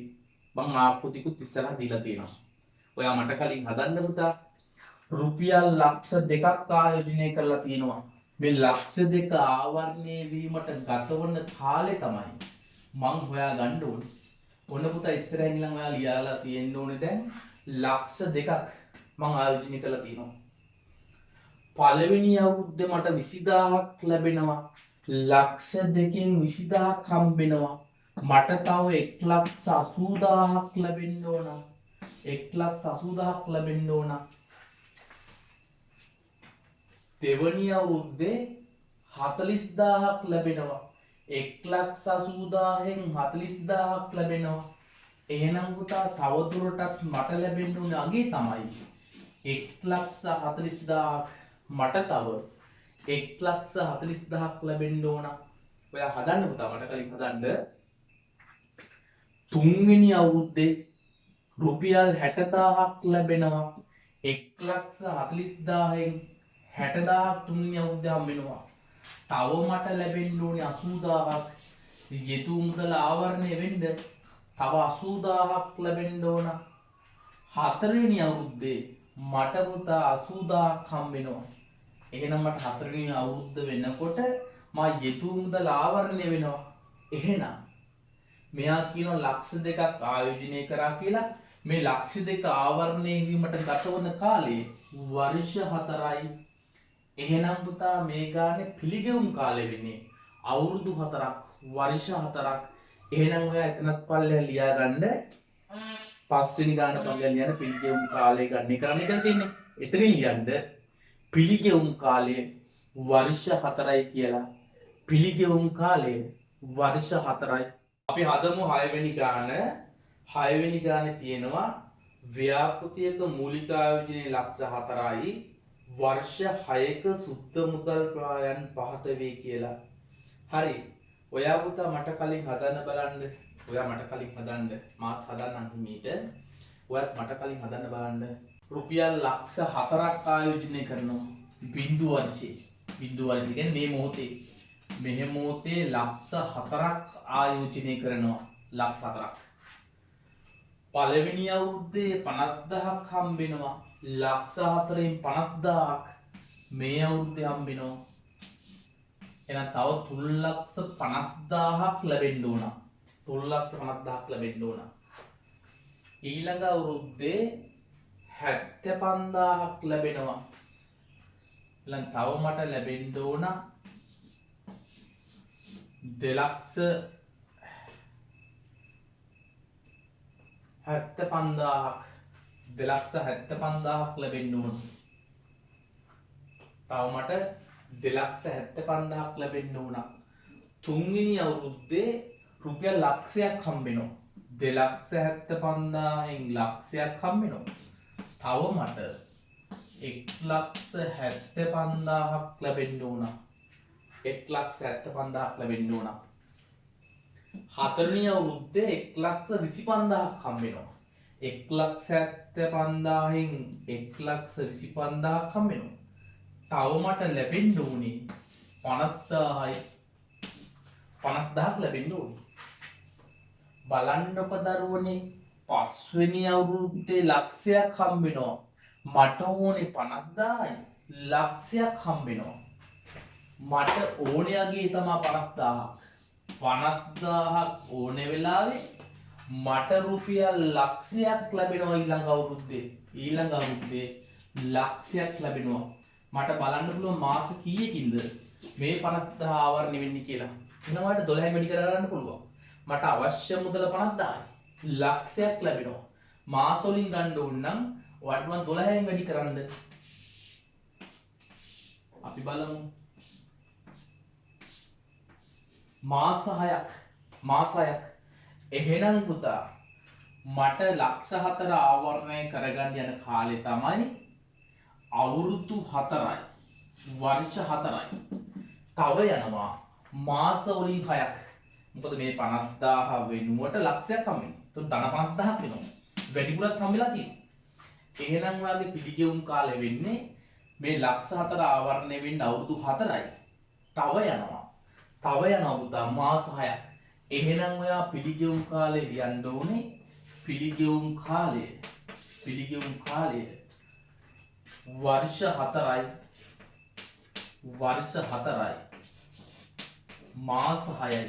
ඔයා එහෙම ලියන්න පුතා. එතනින් පල්ලෙන් එනම් පිළිගෙවුම් කාලය වර්ෂ 4යි මාස 6යි කියලා.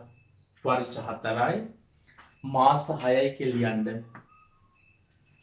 අපි යමු ඊළඟ ගානට. අර ඒ ගානක් පුතා ඔයා මට කලින් හදන්න බලන්න. 7 වෙනි එක ඔයා පුතා මට කලින් හදන්න. මාත් හිමිට හදන්නම්. ව්‍යාපෘතික මුලික ආයෝජනයේ ලක්ෂ 8යි කියනවා. හරි හදන්න බලන්න. මූලික ආයෝජනයේ ලක්ෂ 8යි. ව්‍යාපෘතියට ලක්ෂ 8ක් යොදලා තියෙනවා. අපිට හොයාගන්න ඕනේ මේ ලක්ෂ 8 ආවරණය වීමට ගතවන කාලය කීයද කියලා. යෙදූ මුදල ආවරණය වීමට ගතවන කාලය තමයි අපි හොයන්න ඕන. පළවෙනි අවුරුද්දේ ලක්ෂයක් හම්බෙනවා. තව ලක්ෂ 7ක් ලැබෙන්න ඕන. ඊළඟ අවුරුද්දේ ලක්ෂ 2ක් හම්බෙනවා. තව ලක්ෂ 5ක් ලැබෙන්න ඕනේ.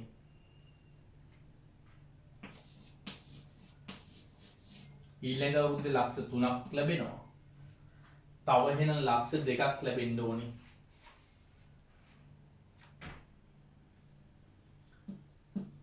හතරවෙනි වර්ෂය වෙනකොට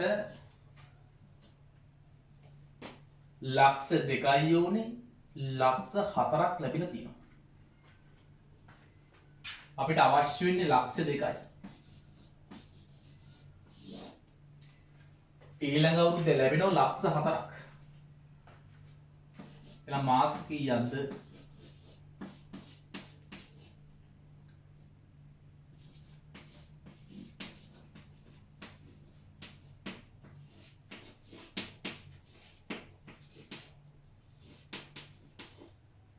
අපිට අවශ්‍ය සුද්ධ මුදල් ප්‍රවාහය උඩට ගන්න පුළුවන්.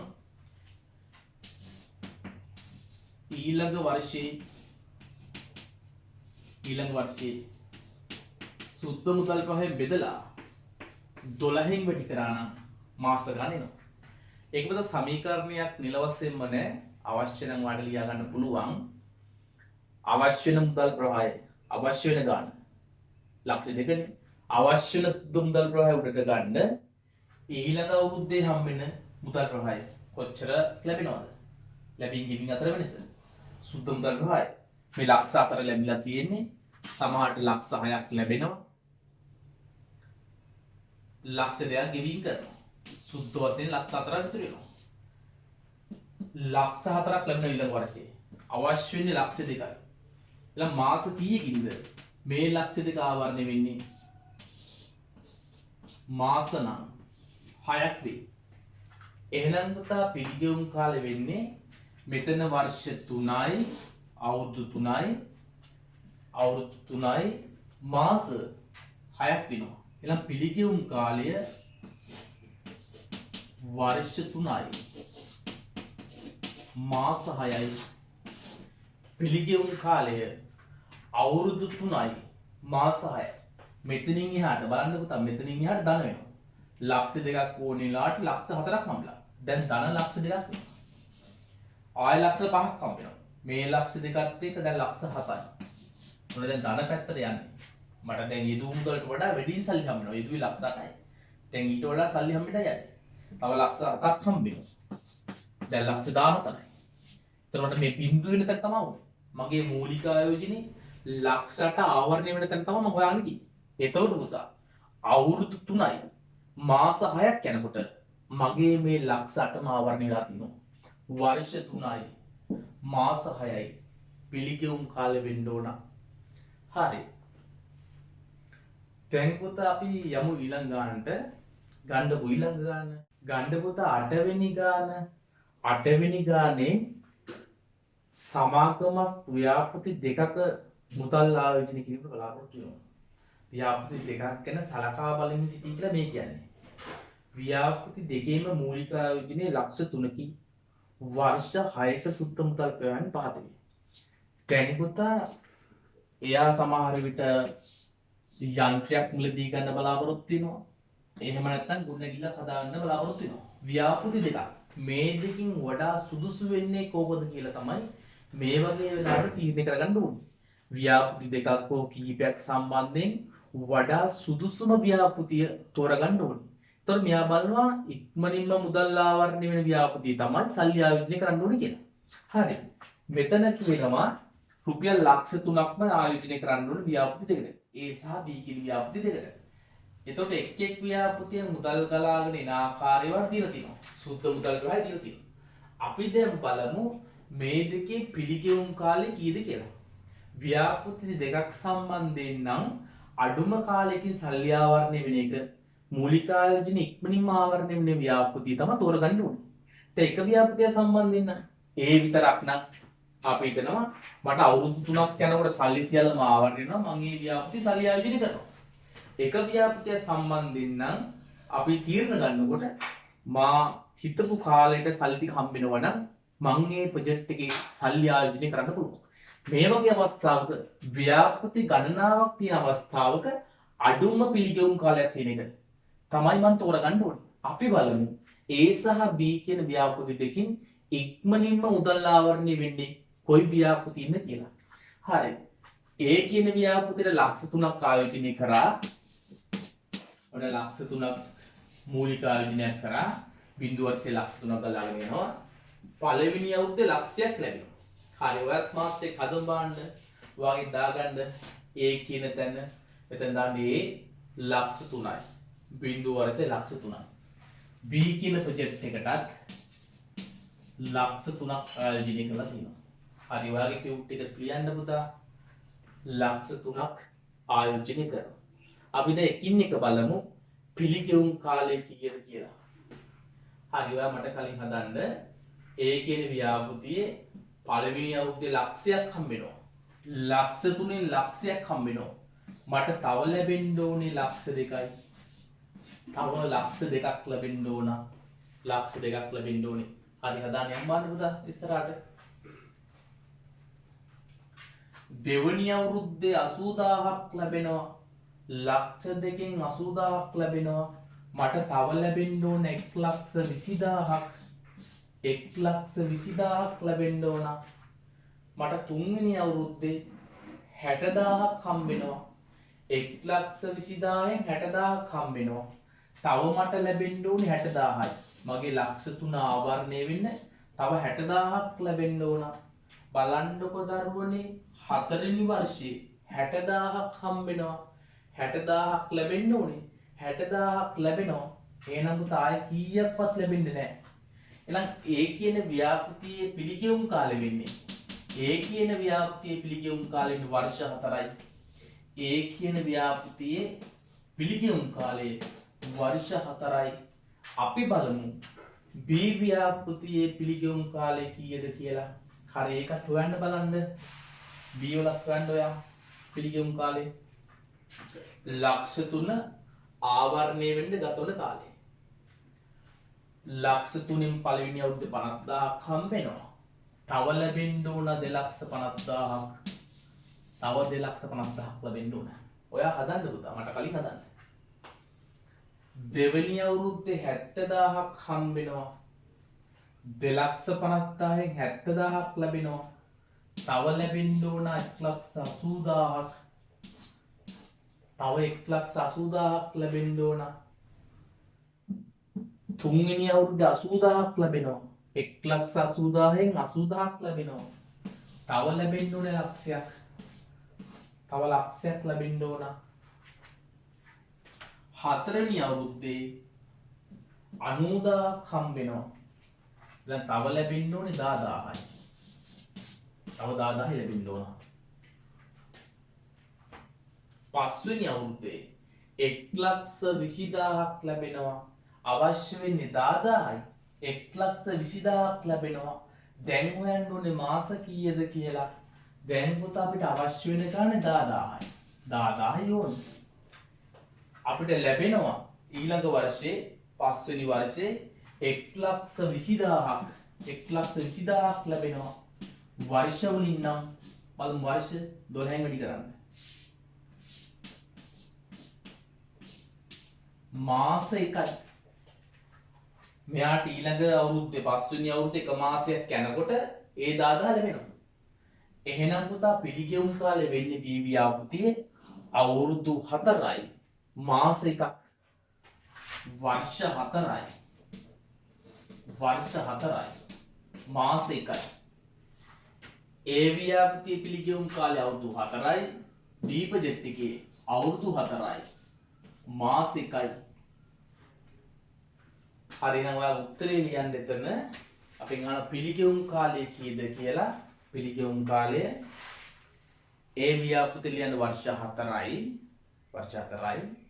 B කියන ව්‍යාපෘතිය ලියන්න වර්ෂ 4යි මාස 1යි කියලා. වර්ෂ 4යි මාස 1යි කියලා ලියන්න. බලනකොට එතන අවශ්‍ය වන්නේ රෝමිලකන් දෙකෙන් කියනවා පිළිගෙවුම් කාලය අනුව තෝරාගත යුතු ව්‍යාප්තිය කුමක්ද කියලා අහනවා. පිළිගෙවුම් කාලය අනුව තෝරගන්න ඕනේ ප්‍රොජෙක්ට් එක මොකක්ද කියලා අහනවා. එහෙනම් පුතා ව්‍යාපෘති දෙකක් සම්බන්ධයෙන් නම් අපි තෝරගන්න ඕනේ අඩුම කාලයකින් මුදල් ආවරණය වන ව්‍යාපෘතිය. එහෙනම් ඔයා එතන ලියන්න ඕනේ A කියලා. එතන ලියන්න A. A කියලා ලියන්න. දෙකට උත්තරේ A එන්න ඕනේ. අපි ඉතුරු කරා පොඩි නෝට් එකක් තුන්වෙනි පිටුව පෙන්නන්න පුතා. තුන්වෙනි පිටුවේ තියෙනවා බලන්න උඩින්ම පිළිගෙවුම් කාලය කියලා කිව්වේ අපි යෙදූ මූලික ආයෝජනයේ ආවරණය වීමට ගතවන කාලය. ඊළඟ මාතෘකාව අපි ලිව්වේ නැහැ. පිළිගෙවුම් කාල ක්‍රමයේ තීරණ නීතිය කියලා කියනවා. පිළිගෙවුම් කාල ක්‍රමයේ තීරණ නීතිය. එහෙනම් කොට එතන ලියවෙන්න ඕන කාරණා දෙකක් තියෙනවා. එකක් තමයි ව්‍යාපෘති කිහිපයක් සම්බන්ධයෙන් නම් අඩුම පිළිගෙවුම් කාලයක් තියෙන ව්‍යාපෘතිය තෝරගන්න ඕනේ. අපි ඒක මුලින්ම ලියමුකෝ. පිළිගෙවුම් කාල ක්‍රමයේ තීරණ නීතිය. එතනින් තරුවක් දාන්න. තරුවක් දාලා මෙහෙම ලියන්න. ව්‍යාපෘති කිහිපයක් සම්බන්ධයෙන් තීරණ ගන්නා විට ව්‍යාපෘති කිහිපයක් සම්බන්ධයෙන් තීරණ ගන්නා විට අඩුම පිළිගෙවුම් කාලයක් ඇති අඩුම පිළිගෙවුම් කාලයක් ඇති ව්‍යාපෘතිය අඩුම පිළිගෙවුම් කාලයක් ඇති ව්‍යාපෘතිය තෝරාගත යුතුය ව්‍යාපෘති කිහිපයක් සම්බන්ධයෙන් තීරණ ගන්නා විට අඩුම පිළිගෙවුම් කාලයක් ඇති ව්‍යාපෘතිය තෝරාගත යුතුය. හරි අහන්න පුතා ව්‍යාපෘති කිහිපයක් සම්බන්ධ නොයි කිව්වේ එක ව්‍යාපෘතිය සම්බන්ධින් නම් දැන් ඔයා හිතන්න මෙතන තියෙන්නේ ඒ ව්‍යාපෘති විතරයි කියලා. ඔයා හිතනවා මට අවුරුදු 3ක් යනකොට මුදල් ආවරණය වෙනවා නම් මම ඒ ව්‍යාපෘති තෝරගන්න. මේකෙන් ව්‍යාපෘතිය මම බලනවා ලක්ෂ 3ක් ආයෝජනය කරනවා. අවුරුදු 3කින් මට මේ සල්ලි හම්බෙනවා නම් මම මේ වැඩේට බහිනවා. ඔයාලා එහෙම තීන්දුව කරනෝනේ. ඔයාගේ තාත්තා හිතන්න පුළුවන් ට්‍රැක්ටර් එකක් ගන්නවා කියලා. ලක්ෂ 15ක් යොදන්න ඕන. මට මේක අවුරුදු 5කින්වත් ලැබෙනවා නම් මම මේක කරනවා. දැන් මං හිතනවා හොටල් එකක් හදන්න ඕන කියලා. මේකට ලක්ෂ 100ක් යනවා. ලක්ෂ 100ක්. දැන් ඔයා හිතන්න මට අවුරුද්දට හම්බෙන්නේ 10000යි නම් නේද? 10000ක් නම් හම්බෙන්නේ. අවුරුදු සෑහෙන ප්‍රමාණයක් කරනවා මේ සල්ලි ආවරණය. ඒතකොට මම සමහර මේ ආත්මෙ නෙමෙයි ආත්ම 7කින් විතර තමයි මේ සල්ලි ආවරණය වෙන්නේ. එහෙනම් ඒ වගේ ව්‍යාපෘතියක සල්ලි යොදන එක තේරුමක් නැහැ. හරි එහෙනම් එක ව්‍යාපෘතිය සම්බන්ධින් නම් මම බලන අවුරුදු 3කින් සල්ලි ආවරණය වෙනවා ප්‍රොජෙක්ට් එක තෝරගන්න. දැන් ඒ ව්‍යාපෘතිය ආවේ අවුරුදු 4යි. එහෙනම් මම මේක තෝරගන්නේ. මම හිතපු කාලෙට මම සල්ලි එන්නේ නැහැ. අඩුම ගානේ අවුරුදු 3 ඊට අවුරුදු 2කින්වත් ආවරණය වෙනවනේ තෝරගන්න තිබ්බා. ඊළඟ තනි ව්‍යාපෘතියක් සම්බන්ධින් නම් තීරණ ගන්නේ ආයෝජකයා බලාපොරොත්තු වෙන කාලේ හෝ ඊට වඩා අඩු කාලයකදී මුදල් ආවරණය වෙනවා නම් ප්‍රොජෙක්ට් එක තෝරගන්න. ඔයා හිතන්නකෝ පළවෙනි අවුරුද්දේ ලක්ෂයයි ඊළඟ අවුරුද්දේ ලක්ෂ 2ක් ලැබුණා නම් ඒ ප්‍රොජෙක්ට් එකේ පළවෙනි අවුරුද්දේ ලක්ෂයයි දෙවෙනි අවුරුද්දේ ලක්ෂ 2යි ලක්ෂ 3යි අවුරුදු දෙකක් ඇති සල්ලි ආවරණය වෙනවා. මං හිතුවේ අවුරුදු 3න් සල්ලි ආවරණය වෙනවා ප්‍රොජෙක්ට් එක කරනවා කියලා. දැන් අවුරුදු 2කින් සල්ලි හම්බ වෙනවනේ මම මේක තෝරගන්නවා. එහෙනම් පුතා තව තරකින්ද ලියන්න පිළිගෙවුම් කාලක්‍රමයේ තීරණ නීතිය දෙවෙනි එක ලියන්න තව තරකක් ලියන්න තනි ව්‍යාපෘතියක් සම්බන්ධයෙන් තීරණ ගන්නා විට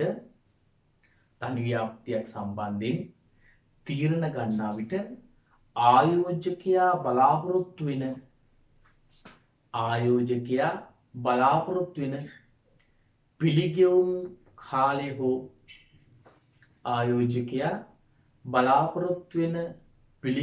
කාලය හෝ ඊට වඩා අඩු කාලයකදී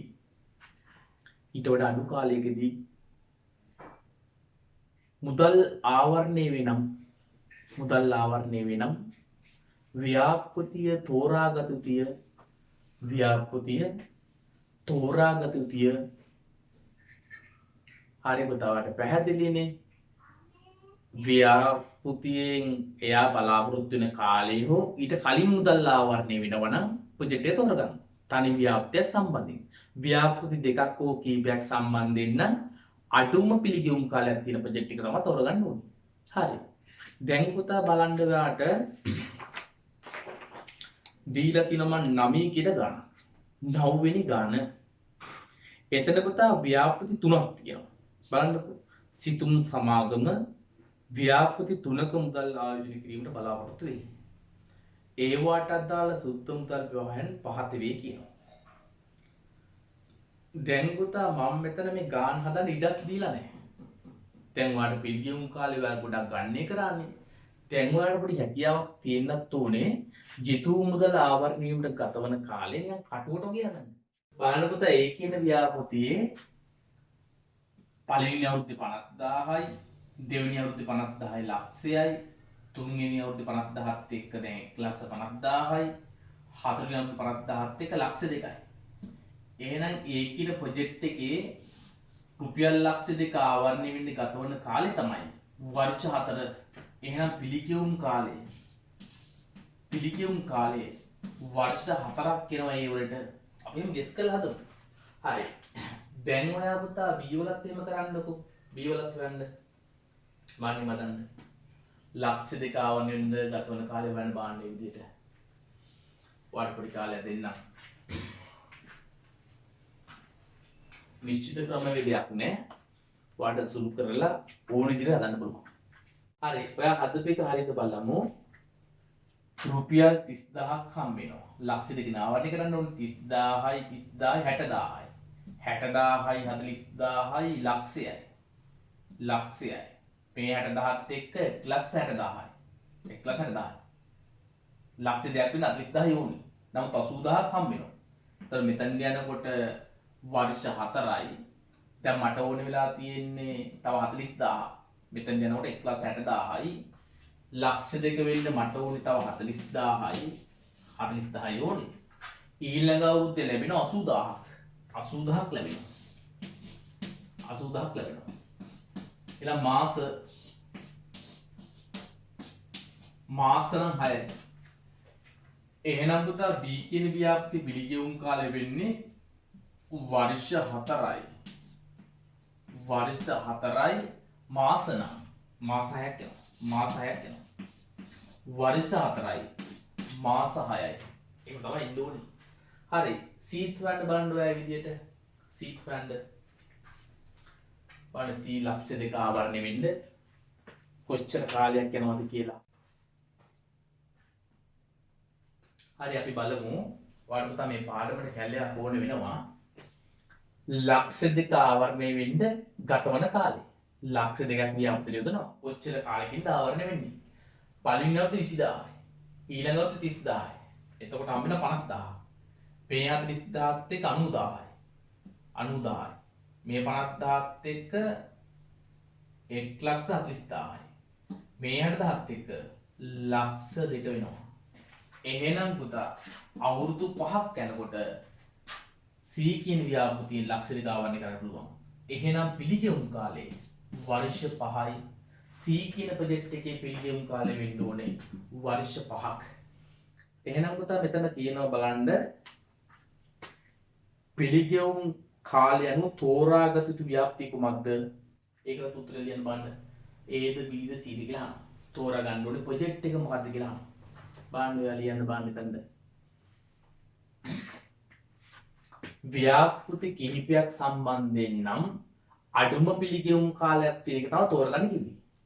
එහෙනම් ඔයා තෝරලා ඇත්ත බලන්න අඩුම කාලයක් තියෙන A කියන ප්‍රොජෙක්ට් එක.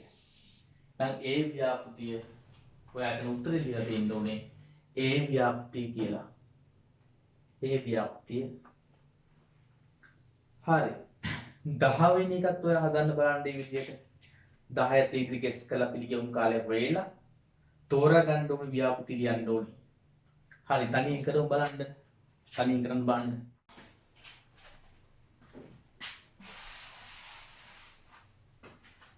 හරි එහෙනම් බලමු. A ප්‍රොජෙක්ට් එක දැන් කාට හරි පුතා මෙහෙම ගෙස් කළා හොයන්න බැරි නම් අර කලින් ආපුති පාවිච්චි කරන්න. හරි. පළවෙනි අවුරුද්දේ 10000ක් හම්බ වෙන. එතන 10000යි. දෙවෙනි අවුරුද්දේ 20000ත් එක්ක 30000යි. තව 30000ක් හම්බ වෙනවා. තුන්වෙනි අවුරුද්දේ. එතකොට 60000යි. තව හම්බ වෙන 30000ක්. එතකොට ලක්ෂයයි. ලක්ෂය ආවරණය වෙන්න අවුරුදු 4ක් ගියා. දැන් A ප්‍රොජෙක්ට් එකට වර්ෂ 4යි. පිළිගෙවුම් කාලේ වර්ෂ 4යි. අපි බලමු B වලට 20000යි 10000යි 30000යි 45000යි 50000යි 60000යි තවුන් 30000යි 40000ක් හම්බ වෙනවා. මෙතෙන් යනකොට තවුන් 30000යි 40000ක් හම්බ වෙනවා. අපිට ඕනේ වෙන්නේ 30000යි 40000ක් හම්බ වෙනවා. එහෙනම් මාස කීයක්ද? මාස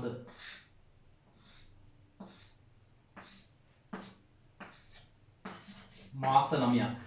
එහෙනම් පිළිගෙවුම් කාලය වෙන්නේ අපේ ලක්ෂ්‍ය ආවරණය වෙන්න අවුරුදු 4යි. වර්ෂ 4යි. මාස 9ක් යනවා. පිළිගෙවුම් කාලේ B ප්‍රොජෙක්ට් එකේ වර්ෂ 4යි මාස 9ක් යනවා. අපි බලමු C කියන ප්‍රොජෙක්ට් එකට ලක්ෂ්‍ය ආවරණය වෙන්න කොච්චරක් වුණාද කියලා. 5000යි 15000ත් එක්ක 20000යි 20000යි 45000යි 80000යි තව ඕනේ ලක්ෂය 20000යි. 40000ක් හම්බ වෙනවා. තව ඕනේ වෙන්නේ 20000යි. 40000ක් හම්බ වෙනවා.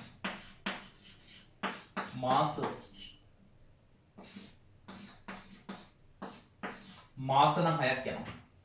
ඊළඟ පුතා මෙතන එනකොට වර්ෂ 4යි. වර්ෂ 4යි. මාස 6ක්. වර්ෂ 4යි මාස 6ක් වෙනවා. එහෙනම් පුතා එක් ප්‍රොජෙක්ට් එකේ පිළිගෙවුම් කාලය අහනවා. A කියන එකට ලියවෙන්න ඕනේ නම් වර්ෂ 4යි. B කියන ව්‍යාපෘතියේ වර්ෂ 4යි මාස 9යි.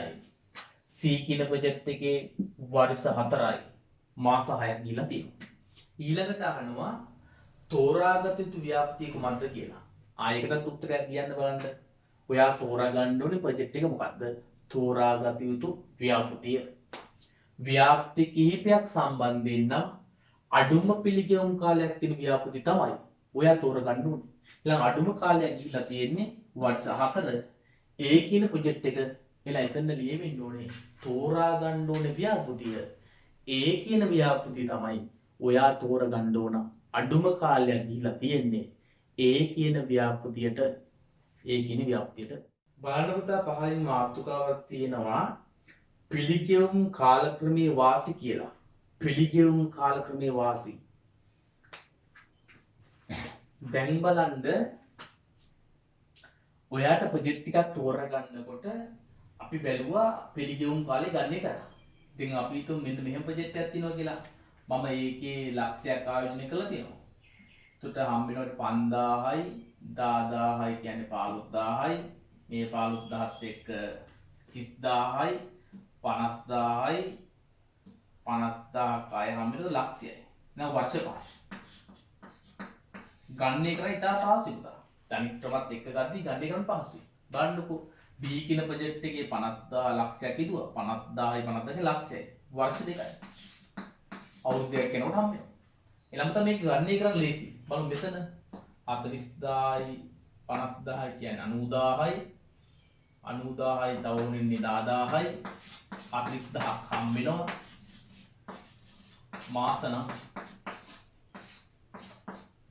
මාස 3යි. කොට වන් ලියන්න පුළුවන් වර්ෂ 2යි මාස 3යි. වර්ෂ 2යි මාස 3යි. ගණනය කරන්න පහසු පුතා. බලන්න මේ වගේ ව්‍යාපෘතියක් එකීමක් කරද්දී ඉතා ඉක්මනින් ගණනය කළා. කොහොමද තෝරගන්න ඕනේ කියලා තීරණය කරන්න පුළුවන්. දැන් අඩුම පිළිගෙවුම් කාලයක් තියෙන වර්ෂ 2. B කියන ප්‍රොජෙක්ට් එක තමයි තෝරගන්න ඕනේ. එහෙනම් එක වාසියක් ඔයා ලියන්න. එක වාසියක් ලියන්න. වාසිකෙන් දැන් ලියා ගන්න. ගණනය කිරීම පහසු වේ. එක පොතක් ලියන්න. ගණනය කිරීම පහසු වේ. ගණනය කිරීම පහසු වේ. ගණනය කිරීම පහසු වේ. ගණනය කිරීම පහසු වේ. දැන් බලන්න පුතා මෙතන අපි තෝරගන්නේ ඉක්මනින්ම මුදල් ආවරණය වෙන ව්‍යාපෘතිය. අපිට පුතා අනාගතය ගැන ෂුවර් නෑනේ. අපි හිතුවට මේ විදිහට මුදල් ප්‍රවාහ අවුරුදු 5ක් තිස්සේ මෙහෙම එයි කියලා. ඇත්තටම මෙහෙම කියන්න බෑ. දැන් අපි හිතුවා ඇත්තටම පන්ති අකණ්ඩව කරන් යන්න ඕනේ කියලා. නිමාඩු මාසේ ප්ලෑන් කරා. නමුත් කොරෝනා ආපු නිසා ඒ හිතපු විදිහට මේක කරන්න ඕනේ. ඒතකොට පුතා අනාගතයේ ඇති වෙන අවදානම් ඇති වෙනවා. නමුත් අපි පිළිගෙවුම් කාලය අනුව තෝරගන්නේ අඩුම කාලයක් ඉඳන් එක. වැඩි කාලයක් තියෙන එක නෙමෙයි අඩුම කාලයක් තියෙන එක තෝරගන්න. ඒතකොට අපි මේක B තමයි තෝරගන්නේ. ඒතකොට අපිට අවදානම් අඩුයි. පොදා ඉදිරි වර්ෂ 4 5 දිහා බැලුවොත් එහෙම අවදානමක් තියෙනවා. කියන්න බෑනේ. අපි හිතපු විදිහට වෙන්න බෑ. ඒ නිසා අවදානම් අඩුයි. පිළිගෙවුම් කාලය අනුව ප්‍රොජෙක්ට් එකක් තෝරගත්තොත් අවදානම් අඩුයි. ඔයා ලියන්න පුතා දෙවෙනි තරුවෙන්. ලියන්න දෙවෙනි තරුවෙන් අවදානම් අඩුවීම ව්‍යාපෘතිය අවදානම් අඩුවීම ව්‍යාපෘතිය අවදානම් අඩුවීම අවදානම් අඩුවීම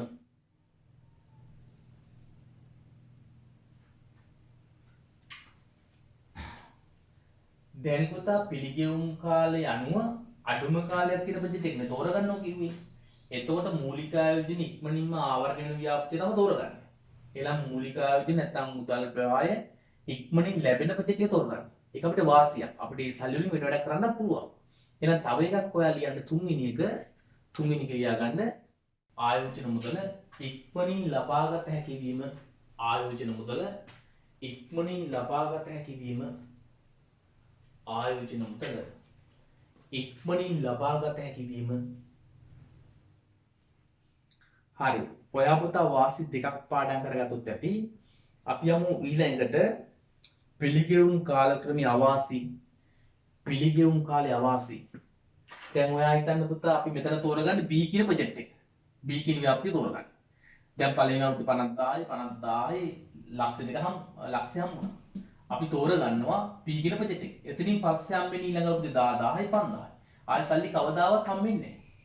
හැබැයි ඔයා ගන්න A කියන ප්‍රොජෙක්ට් එක අපිට හම්බ වෙනවා පුතා මේ 6 වෙනි අවුරුද්දේ ලක්ෂයක් හම්බ වෙනවා. පිළිගෙවුම් කාලෙන් පස්සෙත් සල්ලි ගොඩක් හම්බ වෙනවා. නමුත් අපි මේ ප්‍රොජෙක්ට් එක තෝරගන්නේ. අපි තෝරගන්නේ අඩුම කාලයකින් මුදල් ආවරණය වෙන ව්‍යාපෘතිය. එහෙනම් මේ පිළිගෙවුම් කාලෙන් පස්සේ මුදල් ප්‍රවාහ ගැන අපි සලකා බලන්නේ නැහැ පිළිගෙවුම් කාලේ. ඒක අපිට අවාසියක්. පිළිගෙවුම් කාලෙන් පස්සේ මුදල් ප්‍රවාහ ගැන අවධානයක් යොමු කරන්නේ නැති එක අපිට ලොකු අවාසියක්. එහෙනම් ලියන්න අවාසි වල පළවෙනි ලියන්න පිළිගෙවුම් කාලෙන් පසු මුදල් ප්‍රවාහ කෙරෙහි පිළිගෙවුම් කාලෙන් පසු මුදල් ප්‍රවාහ කෙරෙහි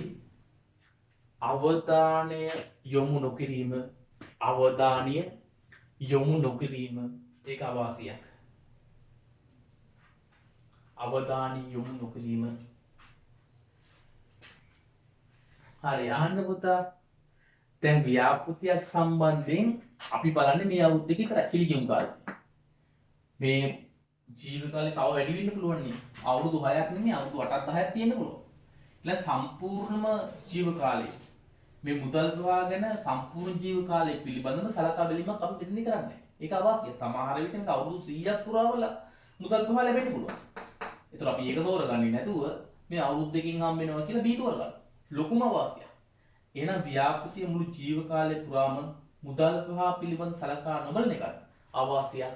එහෙනම් දරුවනේ තව කරුවක් දාලා ලියන්න. දෙවෙනි තරු ලියන්න ව්‍යාපෘතියේ මුළු ජීව කාලය පුරා මුදල් ප්‍රවාහ පිළිබඳ සැලකිලිමත් නොවීම. ව්‍යාපෘතියේ මුළු ජීව කාලයේ මුදල් ප්‍රවාහ පිළිබඳ සැලකිලිමත් නොවීම.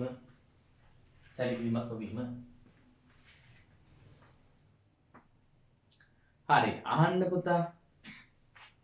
දැන් ඔයා මට රුපියල් ලක්ෂයක් දෙනවා කිව්වොත් මට ඒක අද ලැබෙන එක හොඳයි. ඔයා කිව්වොත් එහෙම සර් තව අවුරුද්දකට පස්සේ දෙනවා කිව්වොත් මම ඒකට කැමති නෑ. මේ දැන් ලැබෙනවට තමයි ඔයාත් කැමති. මුදලට කාලීනගයක් තියෙනවා. මේ පාඩම අපි ඉස්සරහට කතා කරමු. දැන් හම්බෙන සල්ලි වටිනවා. එහෙනම් පුතා මේ අනාගතේ හම්බෙන සල්ලි වල වටිනාකම අඩුයි. දැන් හම්බෙන ලක්ෂය මට වටිනවා. අවුරුදු 6කට පස්සේ හම්බෙන ලක්ෂය මට ගොඩක් වැඩ කරගන්න බෑ. ඒකේ වටිනාකම අඩුයි. ඒකට අපි කියනවා මුදලේ කාලීනගය කියලා. මුදලේ කාලීනගය පිළිබඳ අපි සලකා බලන්නේ නැහැ මෙතනදී. ඒක අපිට ලොකු අවාසියක්. එතන මුදලේ කාලීනගය පිළිබඳව මම ඉස්සරහට සාකච්ඡා කරනවා. දැන්ට ඔයා ලියලා තියාගන්න. තවත් දාන තුන්වෙනි එක ලියාගන්න මුදලේ කාලීනගය පිළිබඳ සලකා නොබැලීම. මුදලේ කාලීනගය පිළිබඳ සලකා නොබැලීම.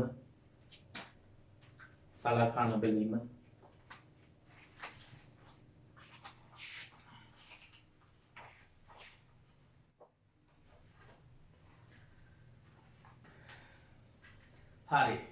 දැන් ඔයා පෙරලා ගන්න අහපව ටියුට් එකේ පළවෙනි පිටුවට එන්න පුතා. ටියුට් එකේ පළවෙනි පිටුව පෙරලන්න. හරි එතන මම ඔයාලට විස්තරයක් කිව්වා. බණ මුලින්ම තියෙනවා කලමනාකරු ගන්න තීරණ කොටස් දෙකයි කෙටි කාලය සහ දීර්ඝ කාලය කියලා. අපි මෙතන කතා කරේ දීර්ඝ කාලීන තීරණ ගැන. ඒතකොට දීර්ඝ කාලීන තීරණ, කෙටි කාලීන තීරණ, දීර්ඝ කාලීන තීරණ කියලා මොනවද කියලා ලියාගත්තා. ඊළඟට මම පල්ලෙහා මාතෘකාවක් තියෙනවා ආයෝජන තීරණ ක්‍රියාවලිය කියලා. අන්නේ ආයෝජන තීරණ ක්‍රියාවලියේ වැදගත්ම පියවරයන් දෙකක් තියෙනවා කිව්වා. එකක් තමයි මුදල් ප්‍රවාහ ඇස්තමේන්තු කරන එක. තුන්වෙනි එක තුන්ට දීලා තියෙන විකල්ප ආයෝජන ඇගීමට ලක් කරන එක. අන්න එතන තමයි අපි සාකච්ඡා කරන්නේ. ඒ කියන්නේ විකල්ප ආයෝජන ඇගීමට ලක් කිරීම තමයි කතා කරන්නේ. ඉතින් ඔයාලට උගන්වනවා කිව්වා විකල්ප ආයෝජන ඇගීමට ලක් කරන ක්‍රම තුනක්. එකක් තමයි පිළිගැමුම් කාලය. payback period එක. දෙවෙනි එක තියෙනවා ගිණුම් කරන ප්‍රතිලාභ අනුපාතයේ accounting rate of return කියලා. අන්තිම එක තමයි සුද්ධ වර්තමානගේ net present value එක කියන්නේ. දැන් අපි එකක් කතා කරලා ඉවරයි. පිළිගෙවුම් කාලය උසස් පෙළ දරුවෙකින් අහන්න පුළුවන්. ආයෝජනයක් තෝරා ගන්නකොට අපි යොදා ගන්න ශිල්ප ක්‍රම වලින් එකක් තමයි පිළිගෙවුම් කාලය. පුතා අපි දැන් පාඩමේ සෑහෙන කොටසක් අපි සාකච්ඡා කරා.